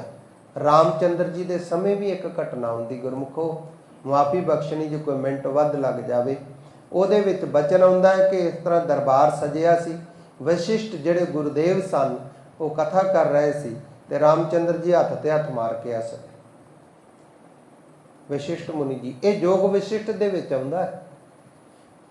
ਸਾਧ ਸੰਗਤ ਜੀ ਪੁਰਾਤਨ ਗ੍ਰੰਥ ਜਿਹੜੇ ਹੈ ਨਾ ਜਿੰਨੇ ਵੀ ਇਹ ਸਤਿਕਾਰਯੋਗ ਨੇ, ਪਰ ਉਹਨਾਂ ਵਿੱਚ ਇੰਨੀਆਂ ਲੰਮੀਆਂ ਸਾਖੀਆਂ ਤੇ ਕਥਾ ਕਹਾਣੀਆਂ ਤੇ ਕਲਯੁਗੀ ਬੁੱਧੀ ਸਾਡੀ ਮੋਟੀ ਹੋਣ ਕਰਕੇ ਸਾਨੂੰ ਸਿਧਾਂਤ ਹੀ ਨਹੀਂ ਸਮਝ ਆਉਂਦੇ। ਇਸ ਵਾਸਤੇ ਗੁਰੂ ਗ੍ਰੰਥ ਸਾਹਿਬ ਜੀ ਮਹਾਰਾਜ ਵਿੱਚ ਸਾਰੀ ਬਾਣੀ ਅੰਮ੍ਰਿਤ ਸਰੂਪ ਤੇ ਪਰਮਾਤਮਾ ਦੀ ਉਸਤਤੀ ਵਿੱਚ ਕਹਿ ਦਿੱਤੀ, ਜਿਹੜੀ ਉਹਨਾਂ ਵਿੱਚ ਵੱਡੇ ਕਈ ਮਹੀਨਿਆਂ ਦਾ ਇਤਿਹਾਸ ਤੇ ਸਾਖੀਆਂ ਨਾ, ਅਖੀਰ 'ਚ ਰਿਜ਼ਲਟ ਹੈ ਪਰਮਾਤਮਾ ਦਾ ਸਿਮਰਨ ਕਰੋ। ਤੇ ਉਹ ਮਹਾਰਾਜ ਨੇ ਇਹਦੇ ਵਿੱਚ ਹੀ ਦੱਸ ਦਿੱਤਾ, ਜਿੱਥੇ ਕਿਤੇ ਲੋੜ ਹੈ ਉੱਥੇ ਇਸ਼ਾਰਾ ਕਰ ਦਿੱਤਾ। ਗੁਰੂ ਤੋਂ ਬਗੈਰ ਕਲਿਆਣ ਨਹੀਂ ਹੋ ਸਕਦੀ। ਤੇ ਮਹਾਰਾਜ ਗੁਰੂ ਗ੍ਰੰਥ ਸਾਹਿਬ ਜੀ ਕਹਿ ਦਿੰਦੇ ਨੇ, ਭਾਈ ਰੇ ਗੁਰਬਿਨ ਗਿਆਨ ਨਾ ਹੋਏ, ਪੁੱਛੋ ਬਰਮਾ ਨਾਰਦਾ ਵੇਦ ਬਿਆਸਾ ਕੋਏ। ਬ੍ਰਹਮਾ ਨੂੰ ਪੁੱਛ ਲਓ, ਯਾਨੀ ਕਿ ਉਹਦੇ ਗ੍ਰੰਥ ਪੜ੍ਹ ਲਓ। ਬਿਆਸ ਮੁਨੀ ਜੀ ਨੂੰ ਪੜ੍ਹ ਲਓ, ਪੁੱਛ ਲਓ। ਨਾਰਦ ਮੁਨੀ ਜੀ ਨੂੰ ਪੁੱਛ ਲਓ, ਯਾਨੀ ਕਿ ਉਹਨਾਂ ਦੇ ਰਚਿਤ ਗ੍ਰੰਥਾਂ ਨੂੰ ਪੜ੍ਹ ਲਓ। ਉਹਨਾਂ ਨੇ ਵੀ ਕਿਹਾ ਕਿ ਬਿਨਾਂ ਗੁਰੂ ਤੋਂ ਉਧਾਰ ਨਹੀਂ ਹੋ ਸਕਦਾ। ਹੁਣ ਕਈ ਸਾਲ ਲਾ ਕੇ ਸੰਸਕ੍ਰਿਤ ਪੜਾਂਗੇ, ਫਿਰ ਉਹਨਾਂ ਦੇ ਅਰਥ ਕਰਾਂਗੇ। ਇਸ਼ਾਰੇ ਦੇ ਦਿੱਤੇ। ਵਸ਼ਿਸ਼ਟ ਯੋਗ ਦੇ ਵਿੱਚ ਇਹ ਸਾਖੀ ਆਉਂਦੀ ਹੈ ਕਿ ਰਾਮਚੰਦਰ ਜੀ ਨੇ ਜਦੋਂ ਇਸ ਤਰ੍ਹਾਂ ਤਾੜੀ ਮਾਰੀ ਤੇ ਗੁਰਦੇਵ ਜੀ ਕਹਿਣ ਲੱਗੇ, ਵਸ਼ਿਸ਼ਟ ਮੁਨੀ ਜੀ, ਰਾਮਚੰਦਰ ਜੀ ਤੁਸੀਂ ਤਾਂ ਮਰਿਆਦਾ ਪੁਰਸ਼ੋਤਮ ਭਗਵਾਨ, ਤੁਸੀਂ ਇਹ ਕੀ ਕਰ ਰਹੇ? ਕਹਿੰਦੇ ਗੁਰਦੇਵ ਮੈਂ ਕੋਈ ਮਜ਼ਾਕ ਕਰਨ ਲਈ ਨਹੀਂ ਹੱਸਿਆ। ਔਰ ਸਾਹਮਣੇ ਜੋ ਕੀੜਾ ਹੈ ਨਾ ਕੰਨ ਤੇ ਚੜ੍ਹਦਾ ਡਿੱਗ ਪੈਂਦਾ, ਉਹਦੇ ਮਨ ਵਿੱਚ ਇਹੋ ਜਿਹੇ ਫੁਰਨੇ ਚੱਲਣ ਡਿਆ ਕਿ ਮੈਂ ਉਹ ਸੁਣ, ਮੇਰਾ ਉਧਰ ਧਿਆਨ ਚਲ ਗਿਆ। ਉਹਦਾ ਮੈਂ ਮਨ ਦਾ ਫੁਰਨਾ ਦੇਖਿਆ ਤੇ ਉਹ ਦੇਖ ਕਰਕੇ ਸੁਣ ਕੇ ਮੈਂ ਹੱਸਿਆ। ਤੇ ਵਸ਼ਿਸ਼ਟ ਮੁਨੀ ਜੀ ਹੈਰਾਨ ਹੋ ਕੇ ਕਹਿਣ ਲੱਗੇ, ਰਾਮਚੰਦਰ ਜੀ ਤੁਹਾਡੇ ਵਿੱਚ ਤਾਕਤ ਹੈ, ਤੁਸੀਂ ਸਾਰੀ ਸਭਾ ਨੂੰ ਇਹ ਤਾਕਤ ਦੇ ਦਿਓ। ਜਦੋਂ ਸਾਰੀ ਸਭਾ ਨੂੰ ਸ਼ਕਤੀ ਦਿੱਤੀ, ਕੀ ਦੇਖ ਰਹੇ ਨੇ ਉਹ ਗੁਰਮੁਖੋ? ਜਿਹੜਾ ਕੀੜਾ ਹੈ ਨਾ, ਕੀੜਾ ਬਣਨ ਤੋਂ ਪਹਿਲਾਂ 14 ਵਾਰੀ ਸਵਰਗਾਂ ਦਾ ਰਾਜਾ ਇੰਦਰ ਬਣ ਚੁੱਕਾ ਪੁੰਨ ਕਰਕੇ। ਹੁਣ ਕੀੜਾ ਬਣਿਆ, ਹੁਣ ਵੀ ਇਸੇ ਹੀ ਸੋਚਾਂ 'ਚ ਮਨੁੱਖਾ ਜਨਮ ਮਿਲੇ, ਸਵਰਗ ਦਾਨ ਪੁੰਨ ਕਰਾਂ ਤੇ ਸਵਰਗਾਂ ਦੇ ਵਿੱਚ ਜਾਵਾਂ ਤੇ ਉੱਥੋਂ ਦੇ ਸੁੱਖ ਅਪਸ਼ਰਾਵਾਂ ਜਿਵੇਂ ਮੁਸਲਮਾਨ ਕਹਿ ਦਿੰਦੇ ਜੀ ਜੇ ਦੀਨ 'ਚ ਪੱਕੇ ਰਹੋਗੇ 72 ਹੂਰਾਂ ਮਿਲਣਗੀਆਂ। ਉਹ ਇੱਕ ਵਿਆਹ ਕਰਾ ਕੇ ਤੇ ਹੂਰੇ ਖਾਂਦੇ ਰਹਿੰਦੇ ਸਾਰੀ ਉਮਰ, ਝੜਕਾਂ ਤੇ ਇੱਕ ਦੂਜੇ ਨੂੰ, ਕਦੀ ਬੀਬੀ ਨੂੰ ਗੁੱਸੇ ਹੋਣ ਲੱਗ ਪਿਆ, ਕਦੀ ਬੀਬੀ ਦਾ ਦਾ ਚੱਲਿਆ ਉਹ ਗੁੱਸੇ ਹੋ ਗਈ। ਇੱਥੇ ਨਾਰਾਜ਼ਗੀਆਂ 'ਚ ਰਹਿੰਦੇ ਤੇ ਜੇ 72 ਵਿਆਹ ਕਰਾ ਲਏ ਤੇ ਕਿੰਨੇ ਕੁ ਸਿਆਪੇ ਪੈਣਗੇ ਪਤਾ ਹੀ ਨਹੀਂ ਕੋਈ। ਇਹ ਇੱਛਾਵਾਂ ਛੱਡਣੀਆਂ ਬੜੀਆਂ ਔਖੀਆਂ, ਇਹ ਲਾਲਚ ਦਿੱਤੇ ਦੂਜਿਆਂ ਨੇ, ਇਹੋ ਹੀ ਗਲਤ ਕੰਮ ਹੈ। ਇਹ ਫਸੀ ਪਈ ਸੁਰਤੀ ਬਿਰਤੀ ਸਾਡੀ ਇੱਥੇ। ਗੁਰੂ ਨਾਨਕ ਦੇਵ ਜੀ ਨੇ ਇੱਥੋਂ ਕੱਢਣ ਵਾਸਤੇ ਤਾਂ ਹੀ ਉਹ ਕਿਹਾ ਨਿਸਕਾਮ ਹੋ ਜਾ, ਪਰਮਾਤਮਾ ਦੀ ਬੰਦਗੀ ਕਰ, ਪਰ ਮੰਗ ਕੁਛ ਨਾ ਉਹਦੇ ਬਦਲੇ ਕੁਛ ਨਾ ਮੰਗ। ਇਹਨਾਂ ਚੱਕਰਾਂ ਚੋਂ ਨਿਕਲ, ਇੱਕੋ ਹੀ ਮੰਗ ਵਾਹਿਗੁਰੂ ਦੀ ਬਖਸ਼ਿਸ਼। ਤੇ ਭਗਤ ਕਬੀਰ ਸਾਹਿਬ ਜੀ ਕਹਿੰਦੇ ਬੜੇ ਤਰੀਕਿਆਂ ਨਾਲ, ਵੇਖੋ ਵੇਦ ਸ਼ਾਸਤਰਾਂ ਵਿੱਚ ਸਾਰਿਆਂ ਵਿੱਚ, ਵੇਦ ਕਤੇਬ ਕਹੋ ਮਤ ਝੂਠੇ, ਝੂਠਾ ਜੋ ਨਾ ਵਿਚਾਰੈ, ਜਿਹੜਾ ਵਿਚਾਰ ਨਹੀਂ ਕਰਦਾ ਉਹ ਇਨਸਾਨ ਝੂਠਾ ਹੈ। ਕਹਿੰਦੇ ਬੜੇ ਤਰੀਕਿਆਂ ਨਾਲ ਤੈਨੂੰ ਸਾਰੇ ਮੁਨੀਆਂ ਮਹਾਂਪੁਰਖਾਂ ਗੁਰਮੁਖਾਂ ਨੇ ਸਮਝਾਇਆ। ਪੁਕਾਰ ਪੁਕਾਰ ਕੇ ਗ੍ਰੰਥ ਕਹਿ ਰਹੇ ਨੇ, ਸਿਮਰਤ ਵੇਦ ਪੁਰਾਨ ਪੁਕਾਰਨ ਪੋਥੀਆਂ, ਨਾਮ ਬਿਨਾ ਸਭ ਕੂੜ ਗਾਲੀ ਹੋਛੀਆਂ। ਤੈਨੂੰ ਵੀ ਅਸੀਂ ਸਮਝਾ ਦਿੱਤਾ ਹੀ, ਤੇਰੀ ਮਰਜ਼ੀ ਮਨੁੱਖਾ ਜਨਮ ਦਾ ਲਾਹਾ ਲੈ ਲਾ, ਗੁਰੂ ਦੀ ਸ਼ਰਨ ਵਿੱਚ ਪੈ, ਖੰਡੇ ਬਾਟੇ ਦੀ ਪੌਲ ਛਕ, ਨਾਮ ਸਿਮਰਨ ਕਰ ਲੈ, ਨਹੀਂ ਤੇ ਭਾਵੇਂ ਇਸ ਤਰ੍ਹਾਂ ਚੰਗੇ ਕਰਮ ਕਰਦੇ ਫਿਰ ਦੇਵਤਾ ਬਣ ਜਾ, ਉਤੋਂ ਫਿਰ ਡਿੱਗ ਫਿਰ ਜੂਨਾ 'ਚ ਤੁਰਿਆ, ਪਰ ਤੇਰੀ ਮਰਜ਼ੀ ਹੈ। ਇਹ ਪਾਵਨ ਉਪਦੇਸ਼ ਬਖਸ਼ਿਆ ਹੈ। ਸਮਾਪਤੀ ਹੋ ਗਈ। ਹੋਈਆਂ ਭੁੱਲਾਂ ਦੀ ਖਿਮਾ ਬਖਸ਼ਣੀ, ਇੱਥੇ ਪਾਵਨ ਗੁਰਬਾਣੀ ਦੇ 9ਵੇਂ ਸ਼ਬਦ ਦੀ ਸੰਪੂਰਨਤਾ ਹੈ। ਦਾਸ ਪਾਸੋਂ ਕਥਾ ਕਰਦਿਆਂ ਬੇਅੰਤ ਭੁੱਲਾਂ ਹੋਈਆਂ ਨੇ। ਸਾਧ ਸੰਗਤ ਜੀ ਕਿਰਪਾ ਕਰਨੀ, ਜਿਵੇਂ ਅਸੀਸਾਂ ਅੱਗੇ ਵੀ ਦਿੰਦੇ ਹੋ, ਅੱਜ ਆਪ ਜੀ ਦੇ ਇੱਥੇ ਹਾਜ਼ਰੀ ਭਰੀ ਹੈ, ਕਿਰਪਾ ਕਰਨੀ, ਅਰਦਾਸ ਕਰਨੀ, ਧੰਨ ਗੁਰੂ ਹਰਗੋਬਿੰਦ ਸਾਹਿਬ ਸੱਚੇ ਪਾਤਸ਼ਾਹ ਜੀ ਸਿਰ ਤੇ ਮਿਹਰ ਭਰੇ ਹੱਥ ਰੱਖ ਕੇ ਆਤਮਿਕ ਬਖਸ਼ਾਂ ਦੀ ਹੋਰ ਜ਼ਿਆਦਾ ਦਾਤ ਕਰਨ, ਬਖਸ਼ਿਸ਼ ਕਰਨ, ਸਿਮਰਨ ਭਜਨ ਦੇ ਵਿੱਚ ਚਿੱਤ ਜੁੜੇ, ਰਹਿਤ ਮਰਿਆਦਾ 'ਚ ਮੈਂ ਪਰਪੱਕ ਰਵਾਂ। ਇਹ ਅਸੀਸਾਂ ਬਖਸ਼ਣੀਆਂ। ਧੰਨ ਸਤਿਗੁਰੂ ਸਾਹਿਬ ਗੁਰੂ ਗ੍ਰੰਥ ਸਾਹਿਬ ਜੀ ਆਪ ਜੀ, ਸਾਰੇ ਨਗਰ ਨਿਵਾਸੀਆਂ ਨੂੰ, ਭਾਈ ਸਾਹਿਬ ਜੀ ਉਹਨਾਂ ਨੂੰ, ਨਾਲ ਦੇ ਸੇਵਕ ਜਿੰਨੇ ਹਨ, ਗੁਰਮੁਖ ਸੇਵਾ ਕਰਨ ਵਾਲੇ ਗੁਰੂ ਗ੍ਰੰਥ ਸਾਹਿਬ ਜੀ ਮਹਾਰਾਜ ਦੇ ਸੇਵਾਦਾਰ, ਸਾਰਿਆਂ ਨੂੰ ਚੜ੍ਹਦੀ ਕਲਾ ਦੇ ਰੋਗਤਾ ਤੁਹਾਨੂੰ ਮਹਾਰਾਜ ਗੁਰੂ ਹਰਗੋਬਿੰਦ ਸਾਹਿਬ ਜੀ ਬਖਸ਼ਣ। ਵੱਧ ਤੋਂ ਵੱਧ ਸੰਗਤ ਕਰਕੇ ਭਾਈ ਗੁਰਮੁਖੋ ਮਨੁੱਖਾ ਜਨਮ ਦਾ ਲਾਹਾ ਪ੍ਰਾਪਤ ਕਰ ਲਈਏ। ਇਹੋ ਹੀ ਸਾਹਿਬਾਂ ਨੇ ਪਾਵਨ ਉਪਦੇਸ਼ ਬਖਸ਼ਿਆ ਹੈ। ਹੋਈਆਂ ਭੁੱਲਾਂ ਦੀ ਮੁਆਫੀ ਬਖਸ਼ਣ ਜੀ। ਕਹਿਤ ਕਬੀਰ ਜੀਤ ਕੈ ਹਾਰ, ਬਹੁ ਬਿਦ ਕਹਿਓ ਪੁਕਾਰ ਪੁਕਾਰ। ਵਾਹਿਗੁਰੂ ਜੀ ਕਾ ਖਾਲਸਾ, ਵਾਹਿਗੁਰੂ ਜੀ ਕੀ ਫਤਿਹ।